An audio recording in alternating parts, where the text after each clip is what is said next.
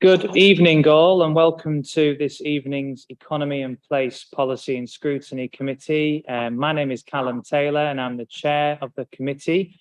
Welcome to the members around the table, those in the back of the room supporting the agenda items and public participation, and of course, the millions watching at home on YouTube. There are no planned fire alarms this evening that I'm aware of, so if we do have one, let's panic and do the right thing. But aside from that, we should be smooth sailing, really. If we end up going over 90 minutes, we'll have a break at that point. Just have a little bit of a breather, but I hope we can have a succinct and meaningful conversation throughout the agenda. Officers, is there anything that I need to say at this point? Yeah. Okay. Yeah, thank you, Angela. So we have no full apologies tonight, but we do have two members who are racing to get here, having had a busy day at work and with other commitments. So they will join the table at some point during the evening. Don't be put off by that occurrence. We are expecting them both. And outside of that, it will be a full committee. So we'll go on to the first agenda item, which is declarations of interest. Do we have any? Silence is golden. Thank you. And we'll move on to the next item, which is to approve the minutes of the last meeting or make any points in relation to them. Now, I wasn't on the committee for the last meeting, so I do defer to the members and the vice chair, Councillor Daubeny, for any steer on the previous minutes. I propose amendments, please, Chair. You're proposing amendments, was that, Councillor Daubeny? Chair. Microphone. I see you, Councillor Taylor. 1 second. So Councillor Daubeny wants to propose some amendments that Councillor Hook has. Councillor Dave Taylor, I have you waiting.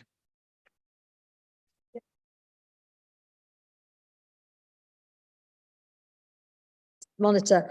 On page 3, the third bullet point, there's a few typos in there. So missing letters and words and wrong letters. That's okay. Thank you, Councillor Hook. We can tidy those up. Councillor Dave Taylor. Cheers, Chair. It was more of a question on the final points on that final finance monitor. Over the page onto page 4, the head of service finance undertook to check whether the reduction in fly tipping was due to fly tipping fines. And I don't believe we've had any response to that. And you weren't the chair, so I don't know whether anyone can tell us whether that's the case. Do any of the committee members know anything more about this? No one's jumping for the gun. Yeah, so we can follow that up via DEM services. Thank you, Okay, Councillor thanks. Taylor. And welcome, Councillor Pearson. It's all right. Busy day. Okay, so that deals with the minutes, and we'll move on to the next item, which is public participation.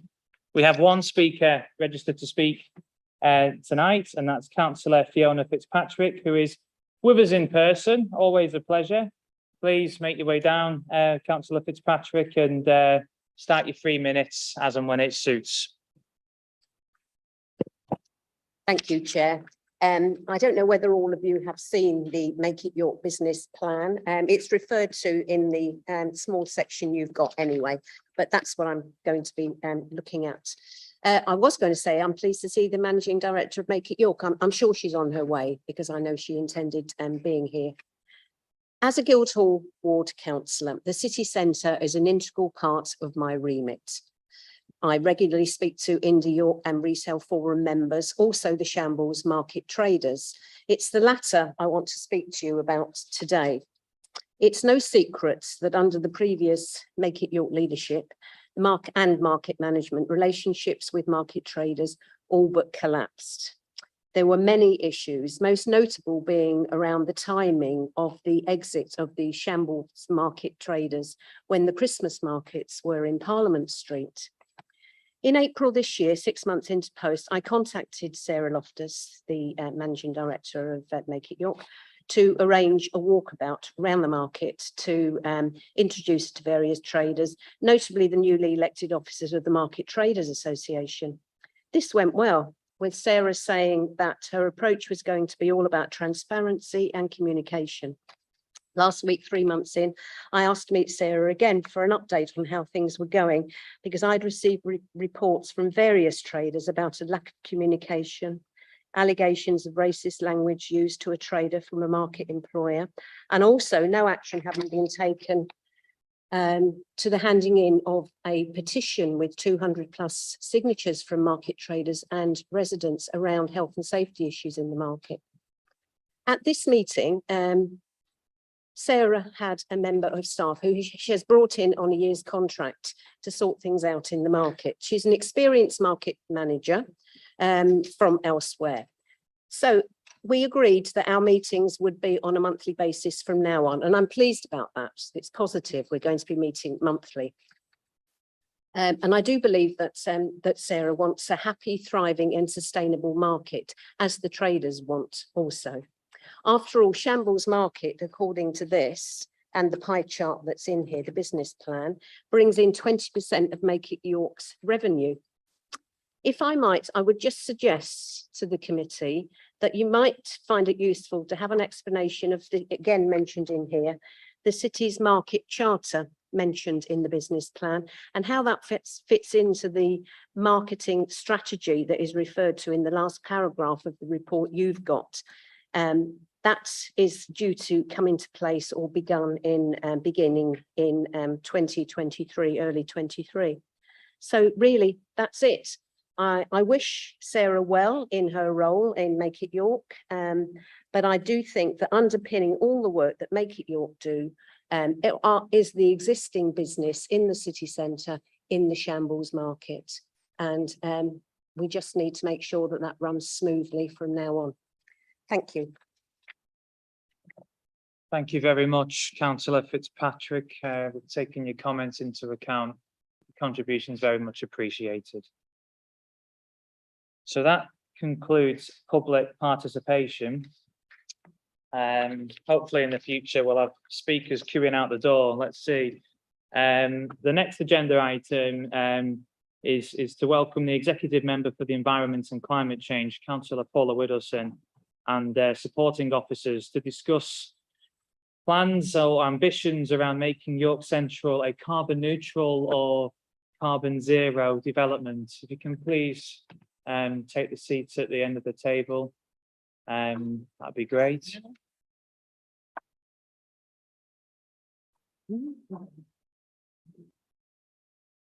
Now, obviously, we've had a supporting paper with this item, committee members. So, you know, we can assume that as read, I'd like to think, but if you guys would like to give any of you an opening statement or gambit to kickstart the discussion, we're all ears. Okay, what I'd like to do, Chair, is go through the slideshow that's behind you. I don't think that's, yeah, so I don't think that is the, not there. I think this is the presentation. The York Central headline. Strapline.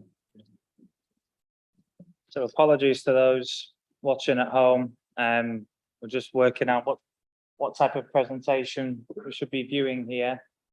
It's an old one that looks like it's gone through one that was sent several months ago. This one was sent, and that's one that we've discussed. It wasn't for this particular. Chair, can I suggest if whilst we get the presentation sorted that we just switch the agenda around so you take one of the other items whilst we're getting the presentation loaded? Yeah, thank you for that, Tracy. That's a good idea. Whilst this sorts out, we'll switch the agenda around if that's okay. But if it's not ready by the time the switched items are done, we will just have to proceed with the papers that were in public circulation. I'm not sure if officers were made aware of this extra presentation, but I certainly wasn't.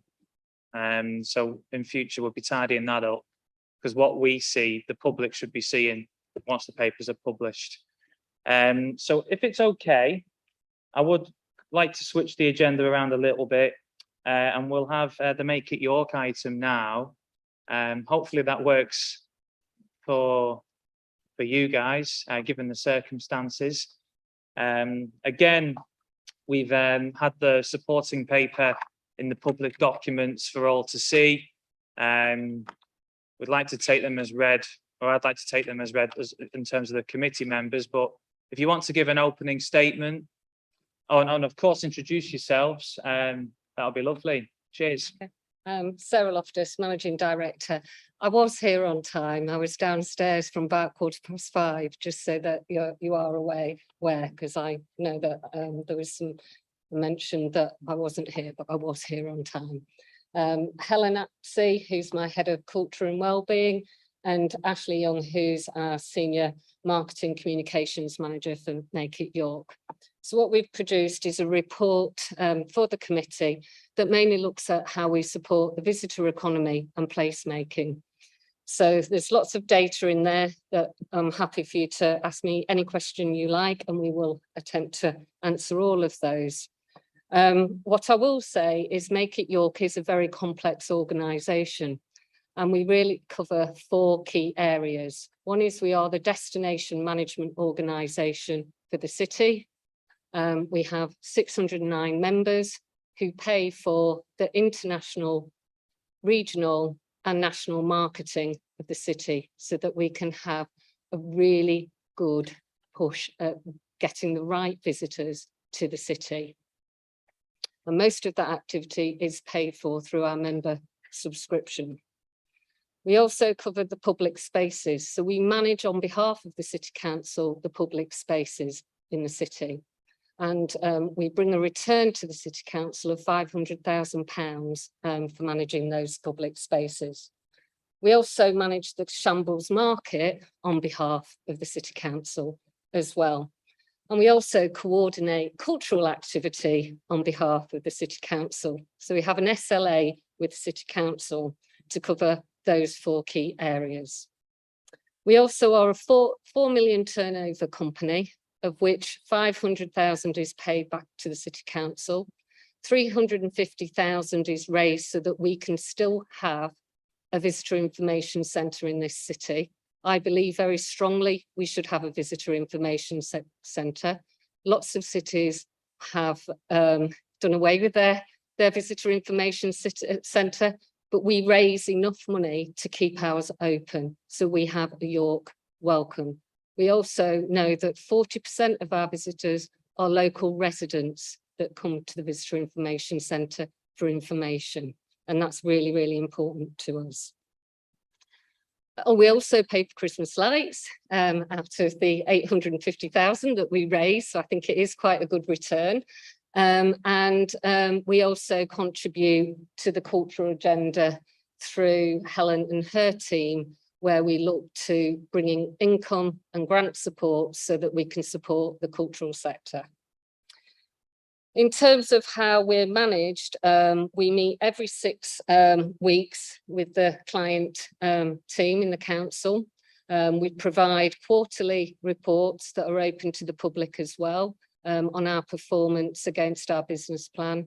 And we also meet every 6 weeks with our client officer to talk about any issues that are raised.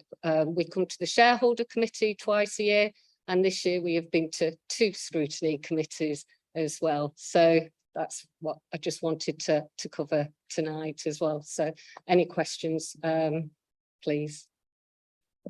Thank you for that opening statement, Sarah. It's much appreciated. I have plenty of questions, but I'm happy to sort of cede to colleagues in the first instance. Councillor Dave Taylor. Thank you, Chair. I want to make a number of comments, which you're welcome to comment upon, and I'll end with a direct question. I think there are lots of positive developments that are detailed in your report, Sarah. And the greatest of these, I would say, is the fact that York has been again put forward in a bid for World Heritage Site status. And I think we should all on this committee and throughout the city be thankful to Janet Hopton, John Oxley and the whole of the steering committee, which has kept this alive for 12 years and honed the evidence behind that bid after DCMS failed to understand our previous bid. I'm cautiously optimistic about the news that Make It York is developing an investment plan for Newgate, Shambles market. While I think that investments in a market strategy is certainly necessary, I'd like some reassurance that this will be developed in conjunction with the market traders and not just dumped upon them. I hope that Make It York has been able to repair its relations with market traders since the mistakes made in the run-up to the 2019 Christmas markets, when a number of councillors from at least 3 different parties were forced to intervene in a dispute between the traders and the Make It York management at that time. I think we all well understand how Make It York has become quite dependent financially on St Nicholas Fair. I'm sure we all want 30th anniversary of St Nicholas Fair to be a great success for visitors and residents alike, without it becoming a big city centre drinking area. And the quality of that experience is vital, not just having a huge mass of crowds packed into that area. I travelled to see the Christmas markets in our twin city of Munster in December of 2016. And was very impressed at the presentation of their alpine chalets, which looked less like a row of sheds and more, well, Christmassy. It's important to have a high standard of presentation for our Christmas market. I also noticed that the Christmas markets in Munster are spread across the city. There are 6 sites, not just 1. However, Munster has 3 times the population of York, and that must be a factor. And I do concede that security has to be paramount. The threat of terrorism is real, and indeed the attack on Berlin's Christmas markets, leaving 12 people dead and 56 injured, occurred on the day after I'd toured those markets in our twin city of Munster. Organising Christmas markets in the aftermath of that has become significantly more complicated. I'll end with a question then, which relates to another successful event, the York Life Festival, something which was led by York Music Venue Network. I believe that with some funding provided by the council, some managed poster sites were erected in Parliament Street. Now, it goes back a number of years, and I think it was immediately before the creation of Make It York, that Scrutiny recommended the provision of some city centre managed poster sites.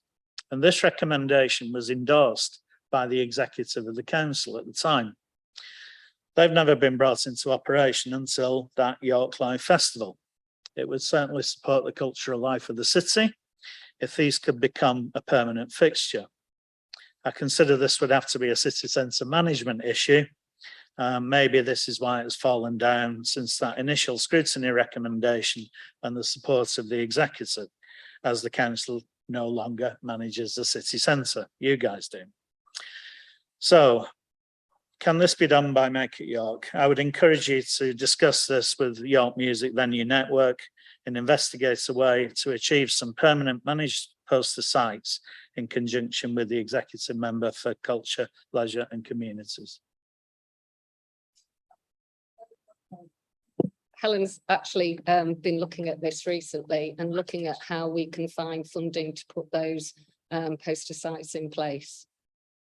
Marvellous, thank you. Thank you, Councillor Taylor. As far as I'm concerned, that'd be pretty cool. It is a sort of question that's hung around for a while. I know the University of York had a very similar problem a number of years back, and when they did put them up, it made a difference to that sort of cultural event scene. And so I welcome, the attention you're giving it. Do any other members have any other questions at the moment? I mean, if not, I think it'd be helpful to touch on some of the points Councillor Dave Taylor's raised, particularly around the Shambles market, relationships there. In my last time on this committee with the previous managing director, things were rather fraught. Don't want to go over old ground too much, but it wasn't the most pleasant of committees to be in when we were discussing that matter, because the members had to be really quite frank and give those traders a voice. And we're now nearly 3 years later. Obviously, we've had a lot of difficulties along the way with all things pandemic, but it'd be good to know what's changed since back then, and what we can look forward to, as well as the traders as well, in terms of working with you guys. Right, we have 110 traders on our books at the Shambles market. We have the YMTF, which is the consultative group. I think currently they've got 22 members. We have worked with the food traders recently, and they're creating a separate group themselves so that we can discuss issues with them relating to food. There are 18 food vendors, 17 in operation at the moment, but one about, to be a full complement shortly. And we've had some really good discussions with the food traders who've actually agreed an increase at the moment because of the cost of living and cost of electric and gas going up. So we've had very good consultation with them recently over how we can improve things in the market. We meet on a monthly basis with YMTF and have done, and those meetings are minuted and actions from those are followed up. We have also put additional support at the request of the market traders around marketing. So somebody from Ash's team now works with the traders. And it was interesting, I just had some statistics given to me today to show that in Q1 in 2019, the visitor survey showed that 19% of visitors visited Shambles Market. In the same quarter this year, visitors were asked the same question and 60% had visited the Shambles Market. So working collectively with the Shambles Market and doing some more marketing and really trying to encourage people to see the jewel that we have in the city, it is having an effect and people are visiting the Shambles Market. We are currently talking to NAGMA, which is the National Association of Markets, and we are going to do a health check, an independent health check of the markets, so that we can really flush out everything, so that we can develop a proper investment plan in partnership with all the traders that we have, both casual and regular traders, so we can identify where the strengths are, where the weaknesses are, where we need to look at a different mix within the market as well. We know that Mondays and Tuesdays are quite quiet, so we need to talk to the traders about how we can encourage people to come and operate in the Shambles Market on a Monday and a Tuesday to look at succession planning in the future, and to also make sure that the mix is relevant for residents. And that's really important to us, that the market will be sustainable if residents use the market. So we need to make sure that this offer that's there is good for everybody, visitors and residents. So we're going to be doing a huge piece of work to look at what needs to be done. That will be shared in consultation. Quite happy to bring it back once the results of that work has been done to this committee or any scrutiny committee within the City Council, and to have a wider discussion about the Shambles Market, because it is very special. We believe it's special, and we're working very hard with all the traders to look at how we can make improvements. We've also worked with City Council officers on the Levelling Up Fund, Shared Prosperity Fund, and in both of those we have requested money so that we can make improvements to the market, which traders have told us they want. For example, CCTV coverage to be better, to look at Wi-Fi in the market, to look at storage in the market.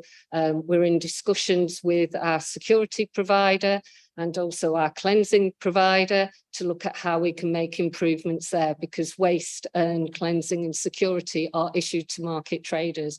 So we do believe we're having a dialogue, and it's getting much better. There is years of a poor relationship with the market traders, and it's not going to change overnight. It is a process.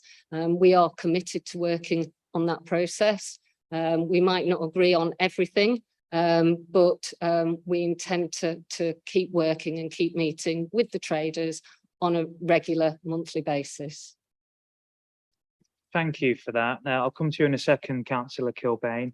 I think much of what you said is encouraging, And the fact that we haven't got loads of public speakers from the market criticising Make It York tonight is at least an improvement on the surface compared to what we had back in, I think, early 2020 or late 2019.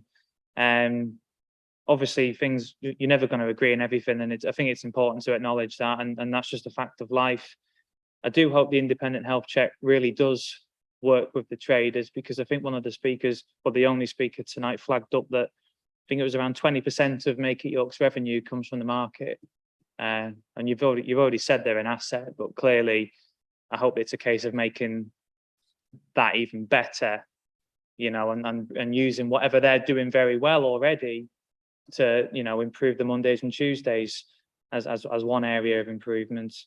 One little question from me, and then I'll come to Councillor Kilbane, is you mentioned so you've got the Food Traders Group. What was the name of the other one? Was it YMTF? York Market Traders Forum? Federation, forgive I me. think, yeah. Does that capture all of the traders, or are there any gaps in representation there? Currently, I have been told that there are 22 members for the York Traders YMTF. There's 17 food traders. We have 110 traders. YMTF will consult wider with some of the other traders, and we've offered and will send emails round to all the 110 because we have all the email accounts. Obviously, we can't share those because of data protection, but we're quite happy to send on any information that people want. We will be looking at doing, as part of the health check, a survey for all of our traders so that we can extract as much information as possible to how we can improve and have a really strong investment plan for the market. Thank you. That's helpful. One final question from me, and I promise members I will be quiet. Would you be open to having a market trader on your board? Just to throw it out there, see what happens. On Make It York. Yeah, on the Make It York board.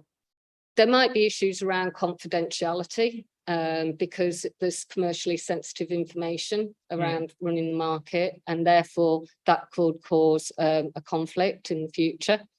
Fair enough. I think these things can always be managed in the right circumstances. But anyway, that's enough from me. Councillor Kilbane, fire away. Oh, thanks, Chair, and thanks, Chair and team. Thanks for coming again to Scrutiny.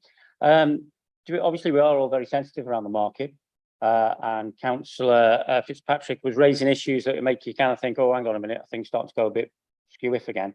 Can you tell us what the petition was about that she referenced? Which petition? Which one? I've had brought to light 2 petitions that were being received in the past year. From the traders? One was for traders as a vote of no confidence against the YMTF. The other petition that came in was around food stall. And we have worked with environmental health on that matter. We are looking at removing the canopy where the food stall is so that we can improve the environment for all of the traders. It's not an easy task. It's quite difficult because we have to get a specialist to come and look at the works that are required to solve the issue. That it is an issue for traders, but environmental health don't see it as an issue, but we want to make that area better, hence we are going to make the improvements. And has there been any requests around, I remember talking with market traders recently about a place to store equipment on site, non-perishables. Has there been any development on that? We are looking at that as an option. The issue is cost and where and how and where. And so we are looking at that. We have put in a request to the Shared Prosperity Fund to look at whether or not we can cover the cost of that. But hopefully through the investment plan that we're doing, we will be able to look and identify where we can bring in some resources to provide some of the improvements that the market traders want. Good, because there's going to be a lot of competition for that Shared Prosperity Fund. Everyone's putting in for it. There is. Just in terms of the market strategy that's going to be ready by December, early next year. Can you give us any indication of where the Shambles market will sit within the context of one-off markets within the city? Will they be markets that displace what goes on in the Shambles, or will they add to, and how will that happen? I mean, you might not have it yet because the strategy is being developed, but can you give us an The indication? strategy isn't being developed at the moment. Sorry, the strategy will start to be developed in January next year. First of all, we want to look at the health check, do the investment plan, work through with the traders and the city council and other stakeholders what that strategy will look like as a market strategy. We currently manage the market charter on behalf of the city council, and we have recently not given permission for a market to take place because we saw that that was in direct competition with the Shambles market, because we have to protect the integrity of the Shambles market. So any strategy that is produced will have the Shambles market at the heart, as well as looking at how we implement properly the market charter for the city. And would the same go then for other retailers in the city, that if the market was to take business away from them, then you would refuse permission? I don't understand the question. So sorry. if for example, there was going to be a market coming in that was going to sell a lot of goods that are sold by small independent businesses in the city, would that be a reason not to allow that market to go ahead? We would only look at through the market charter, so we wouldn't give permission for a market to take place that would have a detrimental impact on York city centre. It would be only if it added or complemented what's already there. Okay, thanks. And how much percentage of your income does the Christmas market bring in? I think it's 25% in this. So 5% more than Yeah. the Shambles market. Obviously, this doesn't give the expenditure of how we expend. Okay, thanks. And just one more from me, Chair, if I may. Where are we with devolution talks? Because obviously this time next year for sure, but early next year we could be looking at a York and North Yorkshire single entity in terms of attracting tourists, etc. Where are we up to with that? We're in early stages at the moment. We're in discussions with the LEP. We had a meeting with DCMS last week around the Dubois review and looking at accredited DMOs. And we did suggest that we would be quite happy to be a pilot in that and work with our other partners within Yorkshire. So very early days at the moment in those discussions about what a DMO would look like. The issue that Make It York has is we're a very, very different model than anywhere else in the country. Most DMOs are subsidised by their local authority, or they are very, very small and have a membership model.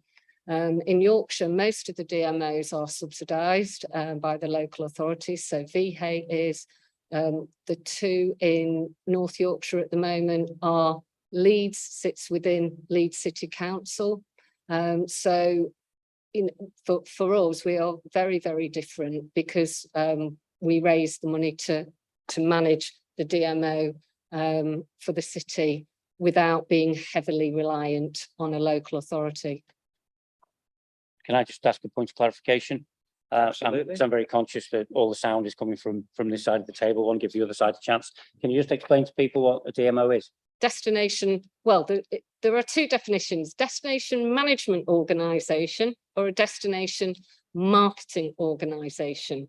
We class ourselves as a destination management organisation because we do more than marketing. In some parts of the country, there are organisations that are destination marketing organisations, and all they do is market their place. Thank you. I've got Councillor Pearson and then Thanks. Councillor Dodd. Thanks, Chair, and thank you, Sarah and team, for your presentation. Firstly, I just want to start with a heartfelt thank you for some of the work that you did during the pandemic. Things like having a beer at the Crosskeys pub on College Green with colleagues when you couldn't meet them were little lights at a very dark time for most people. So I just wondered if there are any sort of lessons learned and things that you did during the pandemic that you'll be doing more of going forward, such as seating areas. And also what sort of new initiatives and ideas and innovations you have, because I noticed you've done things like the grassy animals, as I call them, things like that to bring people in, and a lot of the things that you do add a bit of sparkle to the city, whether it's Christmas lights or ice sculptures or all that kind of stuff. So We can't take credit for the grass animals. It was Andrew that did, working in partnership with us for some of our spaces. So we worked together. I wasn't here during the pandemic, but I think some of the things that worked really well was how we engaged with local residents and encouraged local residents to move back into the city, how all the work that Helen did with the cultural sector and moving a lot of activity online so that people could still enjoy the cultural offer of the city, the marketing and the messaging that we got across around York being a safe place to come and visit during the pandemic, and that we had put the right procedures in place with our businesses to, you know, good to go, clean, COVID secure, etc. So you know, there were some of the good things that we did. I don't know whether Ash, because Ash and Helen were here during the pandemic, want to kind of say about some of the good things that we did and that we're going to continue to do. I mean, I'd say one of the really big learnings was around communication. So particularly working with the culture sector, as my role is to lead the development and implementation of the culture strategy, working really closely with the council and with the sector. It was regular communications. So we met on a monthly basis with a broad range of representatives from across the sector who were at that time the cultural leaders group. We've since changed that into a culture forum, which is more open and inclusive. But at the time that was the CLG, as was. And they found it was a really, really valuable benefit just to have that forum once a month where they could say, these are the key challenges we're facing as a result of the pandemic. This is what we're finding we're doing well. This is an example of best practice. And we saw a lot of initiatives organically come together as a result of groups that maybe necessarily wouldn't have crossed paths, being able to have that collective forum. And an example of which is the York Music Venue Network, which Councillor Taylor mentioned earlier, was saying we've got these acts who we want to be able to do something in an open space. We want to be able to bring people together whilst they can't go into venues, but we've got nowhere to put them. And the National Centre for Early Music put their hand up and said, we've got a huge garden, come and play in there. And that became Songs Under Skies, which NCM and the Music Venue Network have put on every year since then. It's become a showcase for new developing artists in the city. And it's just absolutely lovely to see that kind of organic creativity come from the group. On another level, we used the monthly meetings with the culture and creative sector to really highlight what the sector needed. They're hit particularly hard by the pandemic because it's not a commercialized sector. And, you know, they were still having to fund huge venues that they couldn't then populate. They couldn't raise money from ticket sales. So they had all of these overheads. So they're able to say, okay, what do you need? How can we support? How can we feed this key information back to council officers, council members, so that we've got these open strands of communication. And since the pandemic, we've continued meeting with the sector on a really regular basis. We opened the cultural leaders group up into a culture forum. It's now got about 160 members of people working across the culture, heritage arts sector in the city. We meet bi-monthly now, so once every 2 months we get together. And I think people find it a really useful forum for communication. So I'd say that was the main thing for me, us being able to facilitate that networking and knowledge sharing. Thank you for that. Councillor Dobney. Thank you, Chair, and thank you, Sarah, for your very comprehensive report. I found it fascinating, all the various aspects of the work that you do. Somewhere you mentioned in your presentation that you saw great value in having a VIC in the physical form in the city, which I wholeheartedly agree with. Somewhere in here, I thought I saw a mention of the but I can't find it. Something to do with perhaps moving it or developing it, or can you tell us anything more about that? Thank you. We are looking to move where we're based at the moment to a more prominent place. I can't tell you where at the moment because we're that close to signing the contract, and we've worked very closely with the City Council on this because it's a very big building we're in, and we need to save some money and reduce our cost. But where we're moving to, we think will be much more prominent.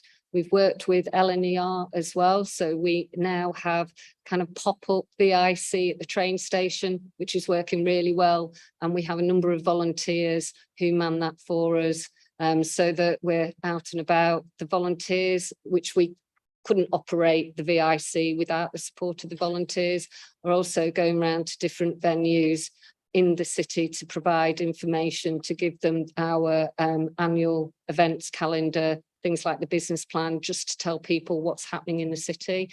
So that works really well. So we're just moving location to a smaller office to reduce our costs and be more cost effective as an organisation. Thank you. Many of your predecessors have searched also for the ideal spot, and I think I can recall at least 4 or 5 locations over the years since I've been in the city. So thank you very much, and I wish you the best of luck with that.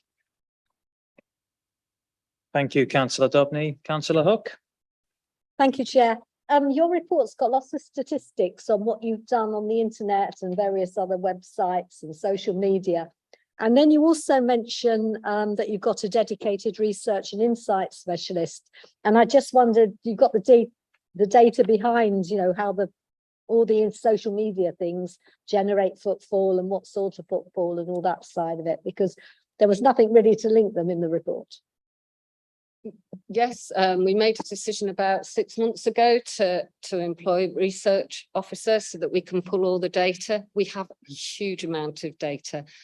We do a visitor survey every single year. We've got footfall data. We share some data with the bid as well.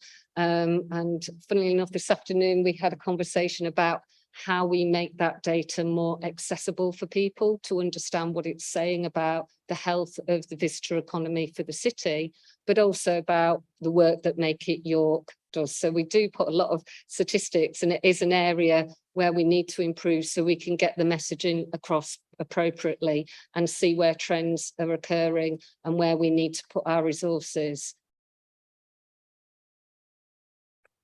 Thank you. Councillor Cuthbertson. Yeah, thank you, Chair, and apologies to members for my lateness. I mistook the meeting not for an in-person meeting, but for a Zoom meeting. So I was comfortably at home, ready to log in, and then I realised where it was. So I came down here straight away. I really apologise for being so late. A couple of things here that really interest me. First, when your comment about pop-up TIC, I just wondered, presumably that's in the location of the station concourse. Is there any other opportunity for a pop-up TIC, I wonder?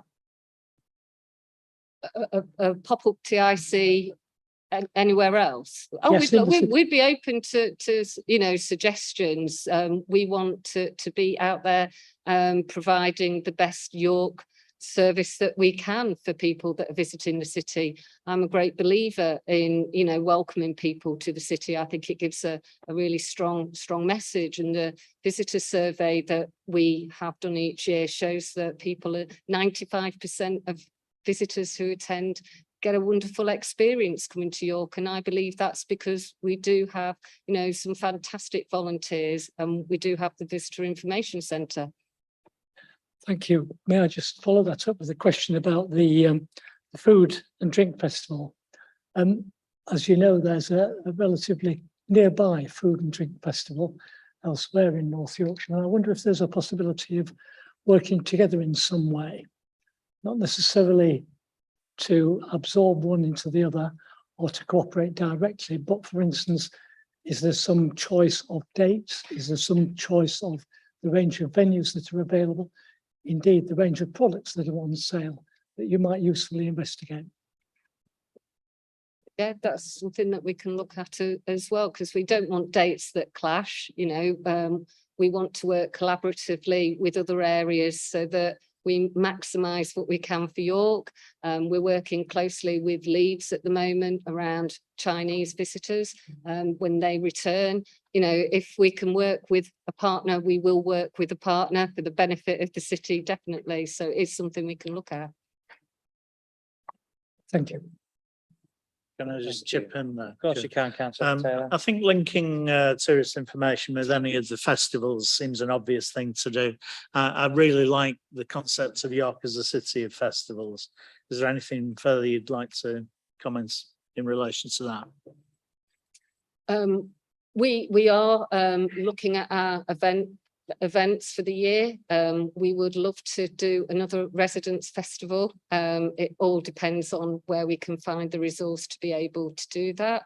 We're constantly looking at how we can improve the offer of our festivals. We're in discussions about how we improve next year on the chocolate festival and also the food and drink festival, because if we get the quality right, we will get the right visitor and we will get high spend in the city, which the businesses want. So we need to, you know, be always looking for how we can improve on the festivals and the calendar of the year to make sure that it isn't too full, but is about right. And we also want to look at how we engage more with residents so that they come and use the festivals and enjoy the festivals because they're there for them as well as visitors. And that's a really strong message that we want to get across over the next few years.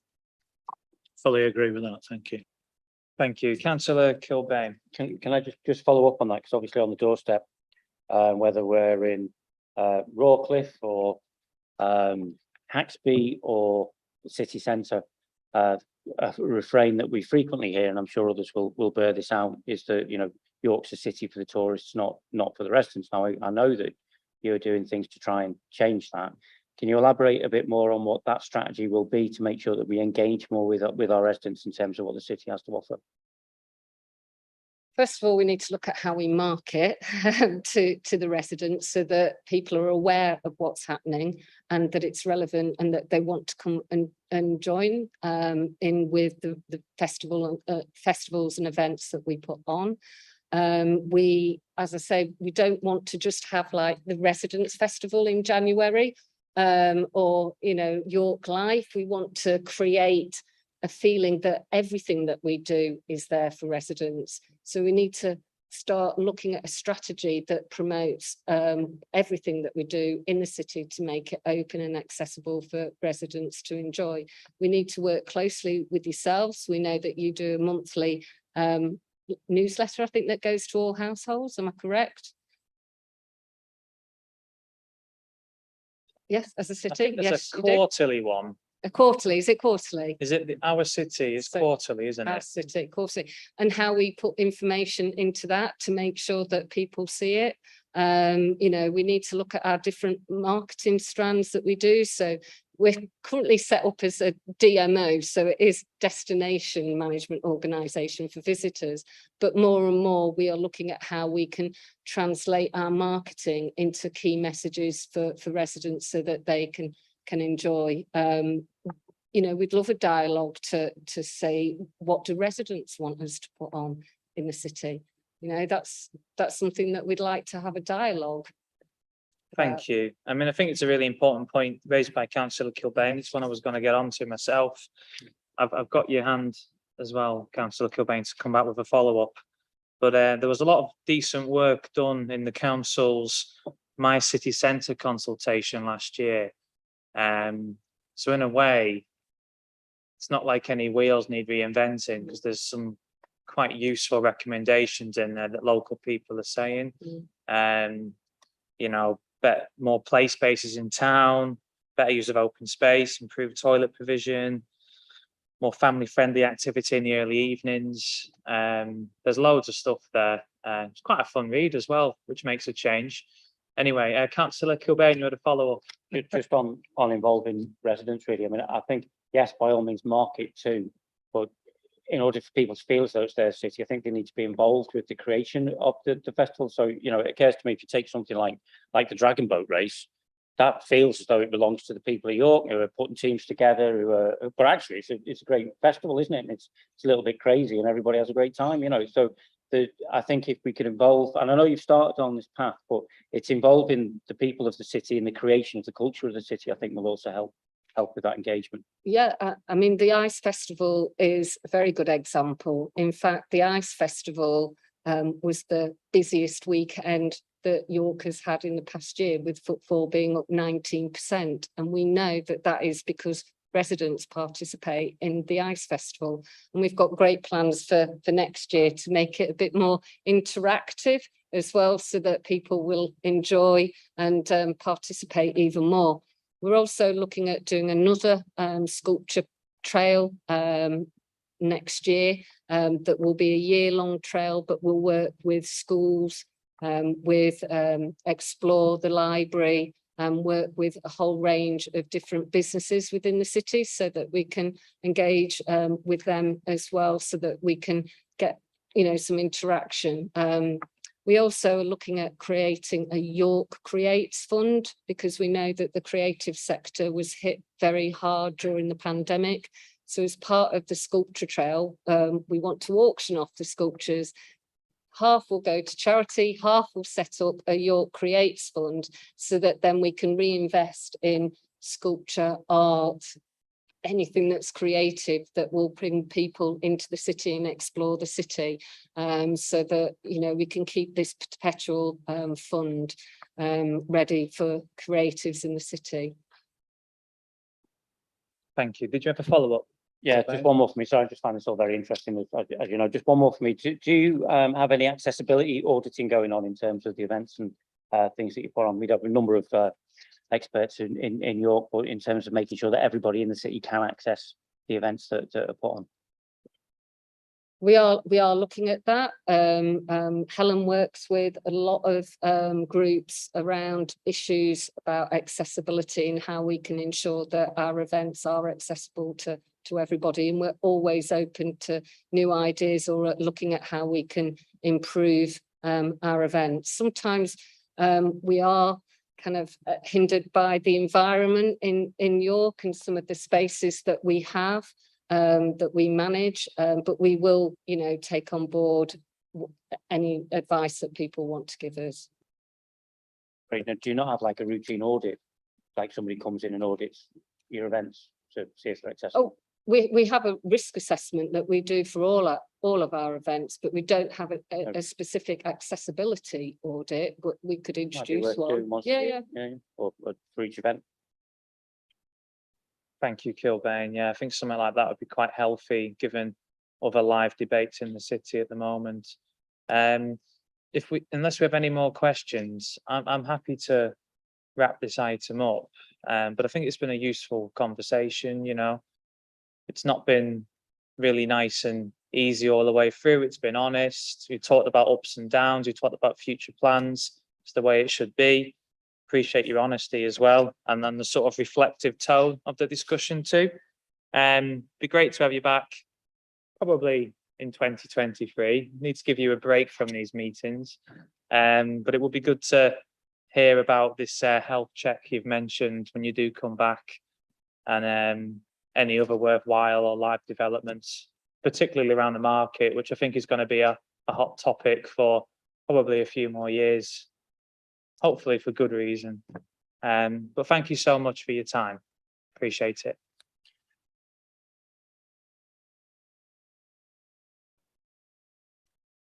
So, if I may, we'll come back to the item on York Central being a carbon neutral or zero carbon development. So we switched the agenda around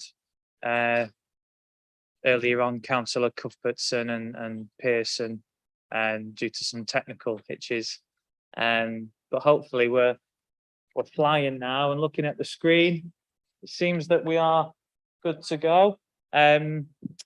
Should say this wasn't in the public papers, so I'm not entirely sure if there's much of a discrepancy between the information provided there and what's on the screen, but I'm sure the executive member and officers will elaborate if need be.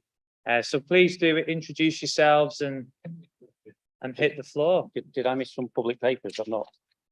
There's a letter. Oh, the letter. Yeah. Oh, So the presentation adds a little bit more meat to the bone on the letter, but first of all, let's introduce ourselves. Paula Widdowson, Executive Member for Environment and Climate Change. Carter, Director for Housing, Economy and Regeneration, and the Council lead on York Central. Plans. Sean Gibbons, Head of Carbon Reduction. So you've asked me to explain my vision for York Central. And it is let's go back one, sorry. It is the largest and most progressive regeneration site in the UK, and it needs to be able to achieve net zero. We all use the terms carbon neutral, net zero interchangeably. We all do that all the time. And using the dictionary definition, carbon neutral can be achieved through offsetting, but what we want to achieve is net zero, which is through decreasing emissions from the ground up. So that's improving the fabric, improving the energy efficiency, lowering the transport miles, etc. So how are we going to do this for York Central? Now, I'm sure you've all seen this pie chart before because it's been through the climate strategy and it's been out in circulation for several months, if not a year now. And you can see on there that the majority of the city's footprint and the majority of our area's footprint is through buildings. You can see that 62%, near as damn it, is buildings. And buildings are climbing and the transport is decreasing across the city. So how does York Central build on our climate strategy to deliver? You've got inside of the climate strategy 8 different pillars, each with various specifications in. So I'll just focus on the obvious ones that York Central is going to be delivering. So if you look at the buildings, we will be improving energy efficiency, reducing emissions, moving away from fossil fuels and switching to more efficient appliances. If you look at the transport, we're reducing overall miles travelled, increasing the uptake of active and public transport, switching to electric vehicles and future-proofing the infrastructure. If you look at the natural environment, we're increasing tree planting. And you look at the energy, we're increasing renewable generation. So they're the pillars that the strategy is built on and that is being taken into account as we are delivering, as York Central is being delivered. So let me hand you over to Sean to take you through another couple of slides. Thank you very much.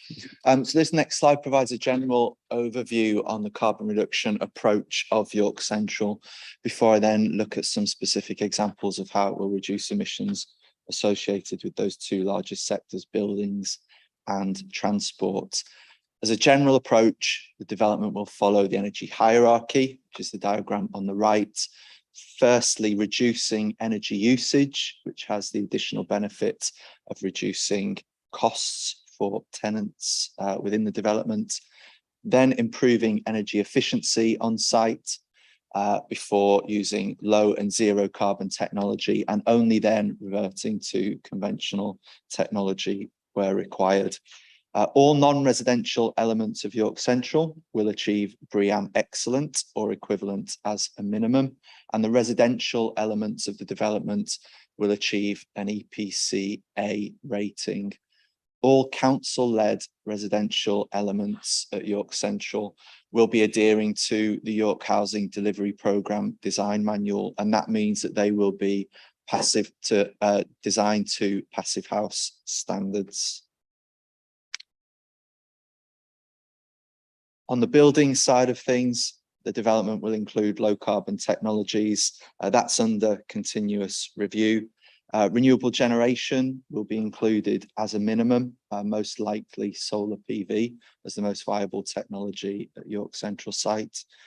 The site did consider combined heat and power for a heat network, but that was ruled out due to its reliance on fossil fuels.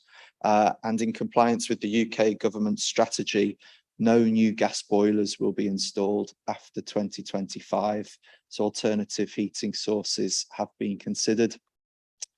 A district heat network, which uses water source heat pump as the energy source, was considered as part of a study in 2017, but was ruled out as not being commercially viable following that feasibility study.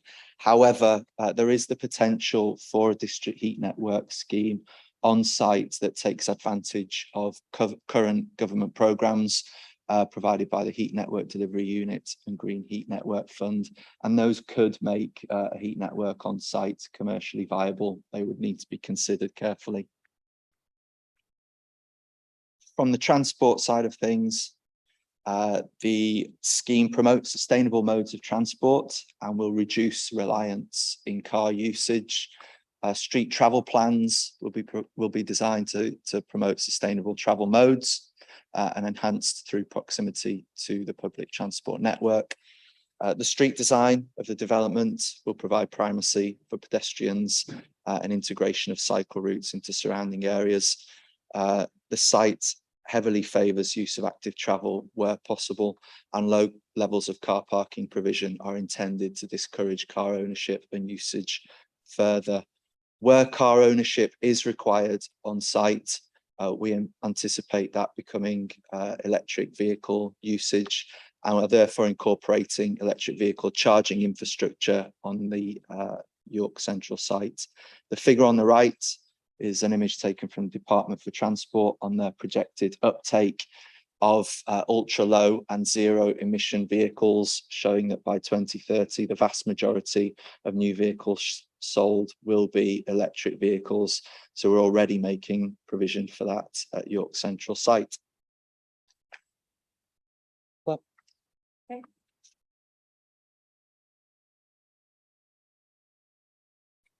Chair, may I ask a question? 1 second. Is the kind of Neapolitan flavour looking bit in the middle there, is that electric vehicles? It's all electric vehicles. The purpley colour is zero emission vehicles. That's entirely reliant on decarbonised electricity usage. The yellow colour is ultra low emissions vehicles, and everything in between is a combination of the two. That's the Neapolitan bit, sorry. Yeah. Thank you, Chair, sorry to be with a, thank you. No worries. Thank you. Okay, and then just finally, just to show you where this is actually all going. In front of me, I've got the National Railway Museum Sustainability Plan. So on their sustainability plan that they've submitted to ourselves, they've said they will report operational energy consumption and embodied carbon every year through the UK Green Building Council. They will be a BREEAM pre-assessment to make sure that they have an excellent rating, that they have high performance fabric efficiencies and passive design measures, mixed mode ventilation that allows natural ventilation in summer months, mechanical ventilation with heat recovery, air source heat pumps rather, that the project is targeting REBA 2030 performance levels for energy usage, that it's going to have informed glazing in wall fenestration and roof design, that the project is making sure that they have major water efficient fittings, water meters, leak detection systems, and so on. So all of the features that we would wish to have are already being embedded into the National Railway Museum Central Hall, which is one of the first phases of the development. So the reason for showing you that, Chair, and going through that is to show you all of the work that is going on behind it and how York Central is progressing. So thank you for bearing with me. Thank you. So does that conclude the sort of opening presentation? Yeah. Okay, cool. Do any members have any opening questions? Councillor Kilbane. Thanks, Chair. And thanks for coming to Economy and Place Scrutiny, Councillor Widdowson. You're welcome, Councillor Kilbane. It's taken a bit to get you here, but I'm glad you're here. There we go. It's nearly a year, I think, since you announced at a public meeting that York Central would be net zero. Can you just give us a baseline of what you meant by that? So is that net zero in construction? Is that net zero in operation? Does that include scope 1, 2 and 3 emissions? Can you just give us an outline of what net zero means to you? All of the constructions across the country need to be aiming for net zero if we are going to make sure that we do the necessary adjustments for climate change. I know what the part that we are responsible for will do, which is the passive house. I cannot categorically state what the rest will be, but I do know that that is the aim for the site. Tracy, do you have anything to add? Yeah, so the precursor to all of this, I guess, is just to remind you from the last session where we discussed this, that the council has statutory responsibilities, as statutory powers as highways authority and as planning authority, but it doesn't own very much of the land. We own only 5% of the land on which we can actually control our destiny. The rest of it is down to nudge, influence and collaboration. So we continue, as we have done for the last 7 years with our partners on York Central, to promote the ambitions of the city and to make sure that York Central can achieve its best self, can achieve all of its ambitions. And I think it's quite clear for a site that's now getting to the point where we're starting to see reserve matters, detailed planning applications coming in for buildings, of which the NRM is the first, that this is the point at which we can apply those statutory pressures to try and increase ambition for our landowning and developer partners. The Homes England and National Network Rail are currently out to procure a development partner. That will take them about a year. So in about May next year, they'll have a development partner appointed, and they will start to bring forward propositions for building out other buildings other than the NRM on some of those sites. And that's likely to be a first phase of commercial and a first phase of residential. We are trying to make sure that we are very firmly placed at the front of the queue for the first phase of residential, because we've already done the initial design work with our appointed architects, Michael Riches, to shape up a scheme of about 200 homes off the existing Lehman Road alignment that would be entirely passive house. So that's carbon zero in use. Along the same design guides as we've got for Duncan Barracks and for Burnholme.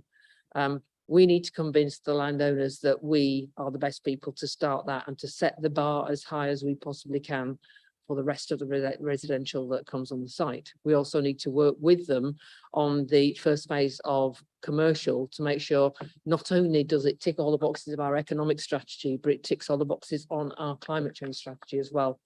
And I think increasing their ambition so that they achieve BREEAM Excellent as a minimum is where we need to start with that. So some of the utilities issues are more complex. The partnership have decided not to put gas onto the site, which is at least a very bare minimum that you should be doing at this stage. And they are having to invest incredibly heavily in the electricity utilities provision to be able to facilitate not only an electric only scheme, but one that can actually support the infrastructure for ultra low emission vehicles and electric charging.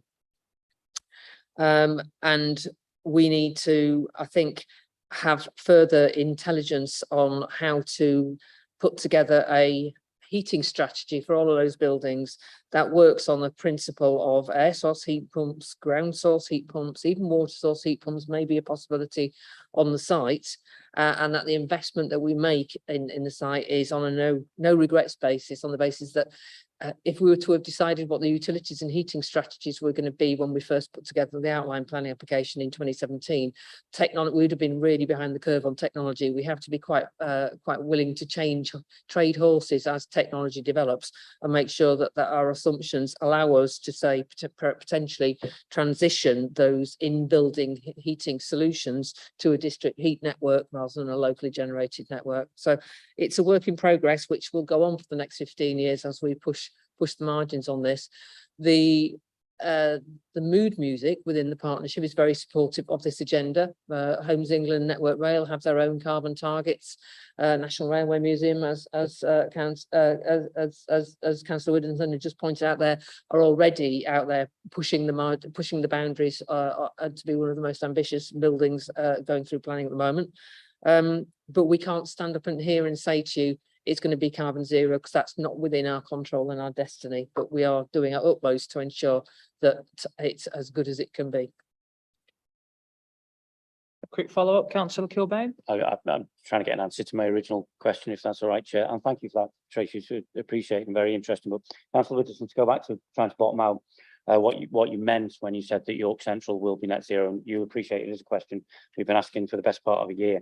So now we know we've no guarantee that it'll be net zero in terms of its construction, although it's hoped for, or the other buildings that are put up, although it's hoped for.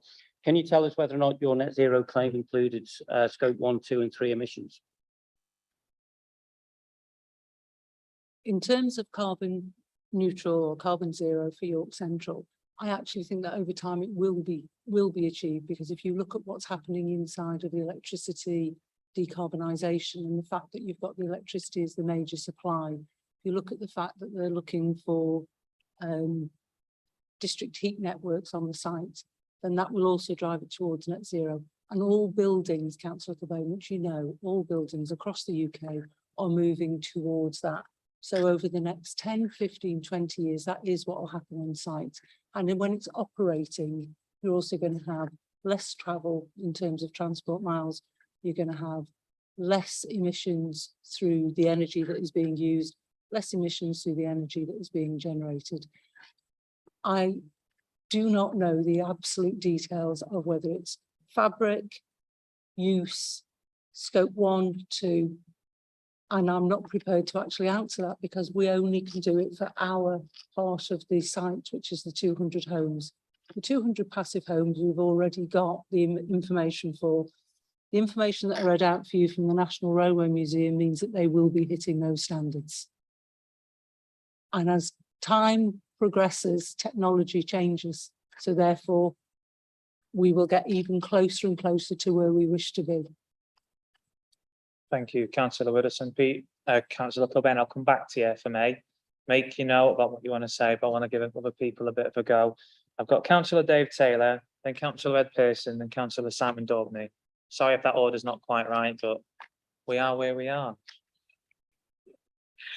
I appreciate what Tracy had to say, particularly in respect of passive house homes on council-owned land.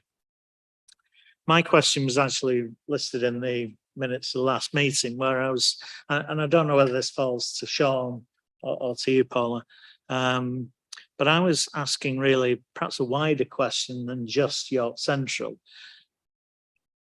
If the council is only responsible for 4% of carbon emissions in the city, then how do we work with businesses, public partners to achieve an impact on the remaining 96% of carbon emissions? That's currently within the strategy. So within the climate strategy, we're showing how we're working with various partners. We can guarantee what we can do with the 4% that we have and that we have complete control over. When you look through the strategy, we have influence across the piece. And we've also got influences with businesses, with developers, with transport, and that is how we play our part. And also seeing if we can get them to report when it's not a statutory obligation to report, when they can showcase what they're doing. So we've got Jane Money, who's from the NHS, and they are doing a big piece of work on York Hospital, but also another big piece of work to turn the Bridlington site to exemplar. And it's reporting those and sharing that information and showing where the whole city can actually move forward. By the work that they're doing in York Central, if I've remembered correctly, Sean, they're going to drop their emissions by somewhere between 5 and 15% from the insulation work and the energy efficiency work that they're doing on that site. So that will be reported through. Nestle are doing an awful lot of work as well in terms of their logistic miles. And it's how we share that across the city and motivate people to make the steps rather than saying there's nothing that we can do. Yeah, I think that's important. I think it's important to actually have some examples that we can share, and we can share it about with our partners. Have we got examples of that where in there the are strategy? successes? If you have any others, please, Sean. Yes, it is a good point that as a council we're only responsible for 4% of our emissions, but we do have wider influence, as Councillor Wilson was saying, through our role as local planning authorities, the local highways authority. We have the ability to influence carbon emissions through those tools, also through the procurement routes that the council takes, and our wider influence through nudge and influence of partners and stakeholders. The Climate Commission is one example that we established just over 12 months to 18 months ago. City Council, it's now an independent organisation, sits outside of the council. On that Climate Commission, we have the 3 largest single source emitters in the city represented in that Climate Commission, and they're all taking positive actions to reduce their emissions associated with York University, reducing their emissions through their sustainability statement and commitment to net zero. Nestle similarly also taking action, and the hospital, as Councillor Wilson said, also taking action that way. More recent examples, York Minster with solar panels that they've installed on their roof, they're taking positive action. We need to use all of the levers possible to support the city in reducing emissions. The draft strategy acts as a framework for the entire city to support decision making, so that any actor across the city can demonstrate how they're supporting our net zero ambition. I think the Minster one is the only story I've heard of. I think there is still an issue about getting those good examples out there in the public domain. Thank you both. Councillor Pearson. Thank you, Chair, and thank you, Tracy, Paula and Sean. My question is around, you mentioned in the report around a 2017 study, I think it was, which said that water source heat pumps would be unviable. I just wonder if the economics of that have changed in light of rising fuel prices and whether that needs to be re-looked at. The economics would almost certainly have changed given the energy price increases, but I can't say for certain what that change would be. I'd be very interested in refreshing that study if we could do that. Just the additional thing that's changed is 5 years of technological advancement. So we have a water source heat pump that's functioning in the Guildhall. Quite confident that that can be a solution in buildings where there's access to a water source.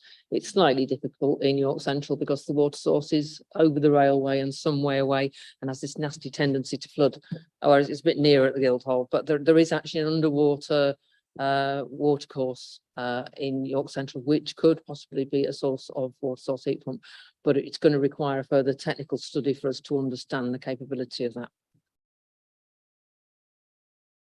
Thank you for that. Councillor Daubney. Thank you, Chair. Given the length of time it will take to complete York Central, can I ask you to crystal ball gate a little bit and take us away from electricity towards hydrogen? What can we say about that as a source of energy which is clean and Well, you shake your head, Councillor Wilson, that's a pity. I was hoping you'd say, well, having taken the decision already not to put gas into York Central, hydrogen wouldn't be the solution of choice to replace gas.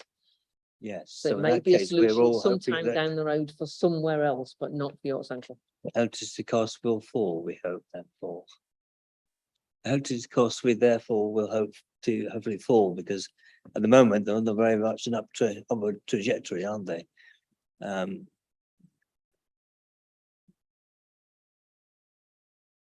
think what's happened is, in terms of York Central, the decision has been made to use electricity to power it. So that's the decision that's been made in the infrastructure. And then we're also looking at district heat and local generation of renewables. That, therefore, hydrogen wouldn't feature unless there was a complete refit. So it will feature on other projects, but it won't feature on York Central. That's correct? Yeah. Yeah. Fine, thank you. Thank you, Councillor Daubney. I'll raise a couple of questions if no one else has hands up at the moment. I want to come back to this. Was it district heating network that wasn't deemed viable, and how there might be an opportunity for us to have one if it was publicly let? It was in the presentation, I think, as a vague possibility. I guess what I'm wondering is who would who would benefit from that? Would it be the landowner above ground? So, you know, we've already mentioned that CYC own about 4 or 5% of the land. So it would go to Network Rail, Homes England, proceeds of such a system. And what was on the slide there was that from the previous study, and that again, that is 5 years old, so technology has changed, prices have gone up, viability might change. But at that point, we were not in a position within the partnership to say who would take that investment risk. Significant upfront costs to create a district heat network for a site where currently there's very little drawdown and very little usage. So the viability is as much about cash flow as it is about capital. When the partners have got a development partner at the table, that is the point then to have the conversation about the business case for an investment in district heating networks. Who benefits from district heating? If it's a free source of energy, then it's all the tenants. It's not the developer. It's not the person funding the infrastructure. So the business case for it needs to have some kind of mechanism for recovering upfront capital to pay for it. And that they're quite complicated business cases, and it's not going to be simple. But I think discussions over the following year now for us to think how we might use our influence to be able to develop that business case, not necessarily that would be us taking the risk on putting a district heating network in, but we could be making the case for that as a part of our carbon strategy. Thank you for that.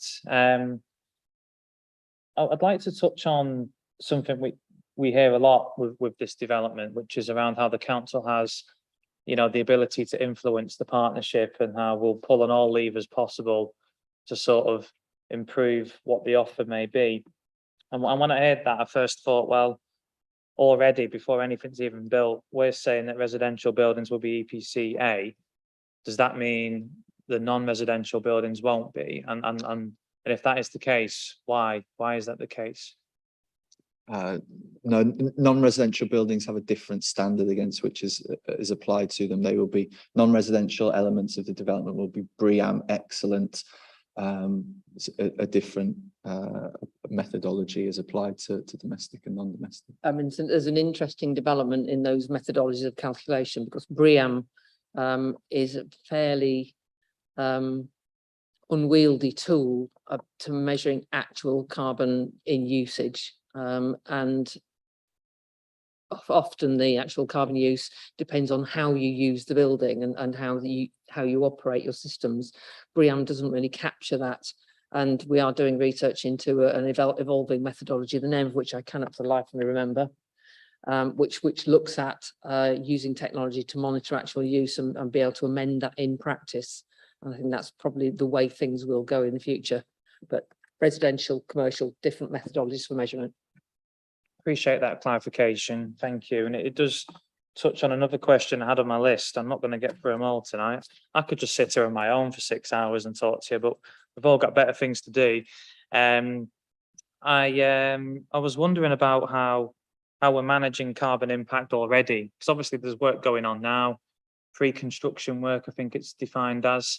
Are we already measuring the sort of carbon footprint of York Central, and are we already trying to offset it? Is there some sort of document somewhere that has red, amber, green, or numbers attached to it based on footprints or not? Not that I'm aware of. I mean, the activity that's going on at the moment is archaeology. So we're digging up skeletons and demolishing buildings. The current strategy is to try and retain as much of the demolished material on site so that we are not creating unnecessary journeys and construction track on and off, nor are we importing material to create the level changes that we'll need for the development. So there's a kind of consideration around those green strategies right from the very beginning before you even start to dig into the ground, let alone build anything on it.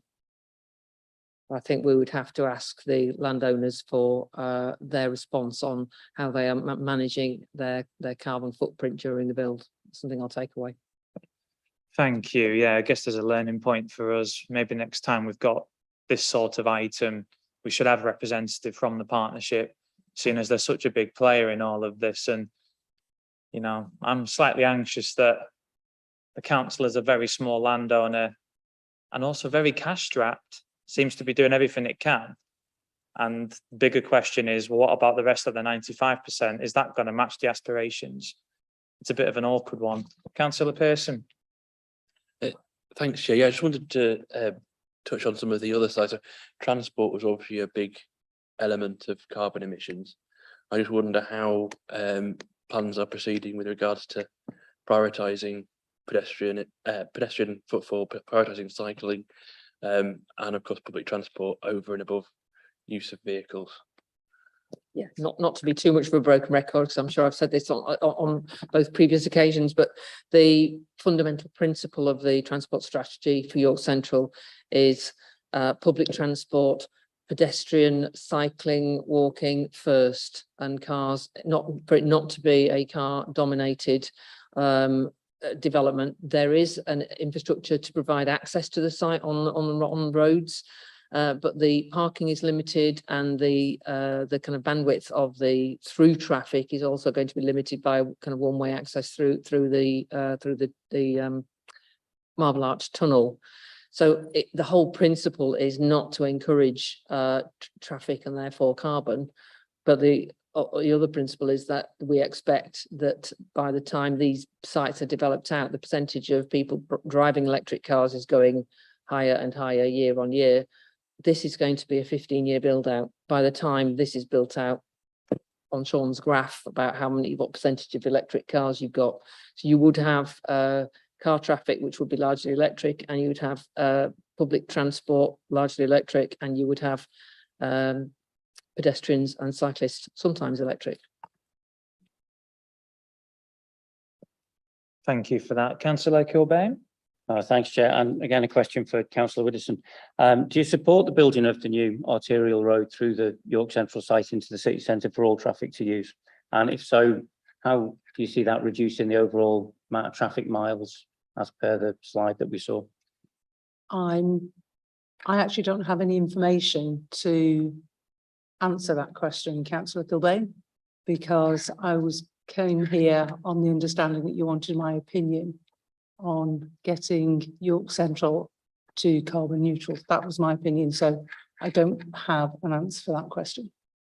I mean, so one way of trying to get York Central carbon neutral would be to reduce the amount of vehicle emissions as you possibly can, but it would suggest that keep building a new arterial road would have the opposite effect. I'm just wondering if you have an opinion on that. And for York Central, you've heard from Tracy all the different measures that are being put in place, from great walking, great cycling, segregated cycling, new bus lane, e-scooters, e-bikes, the position of the site so that it actually reduces the amount of transport miles from the whole of that project.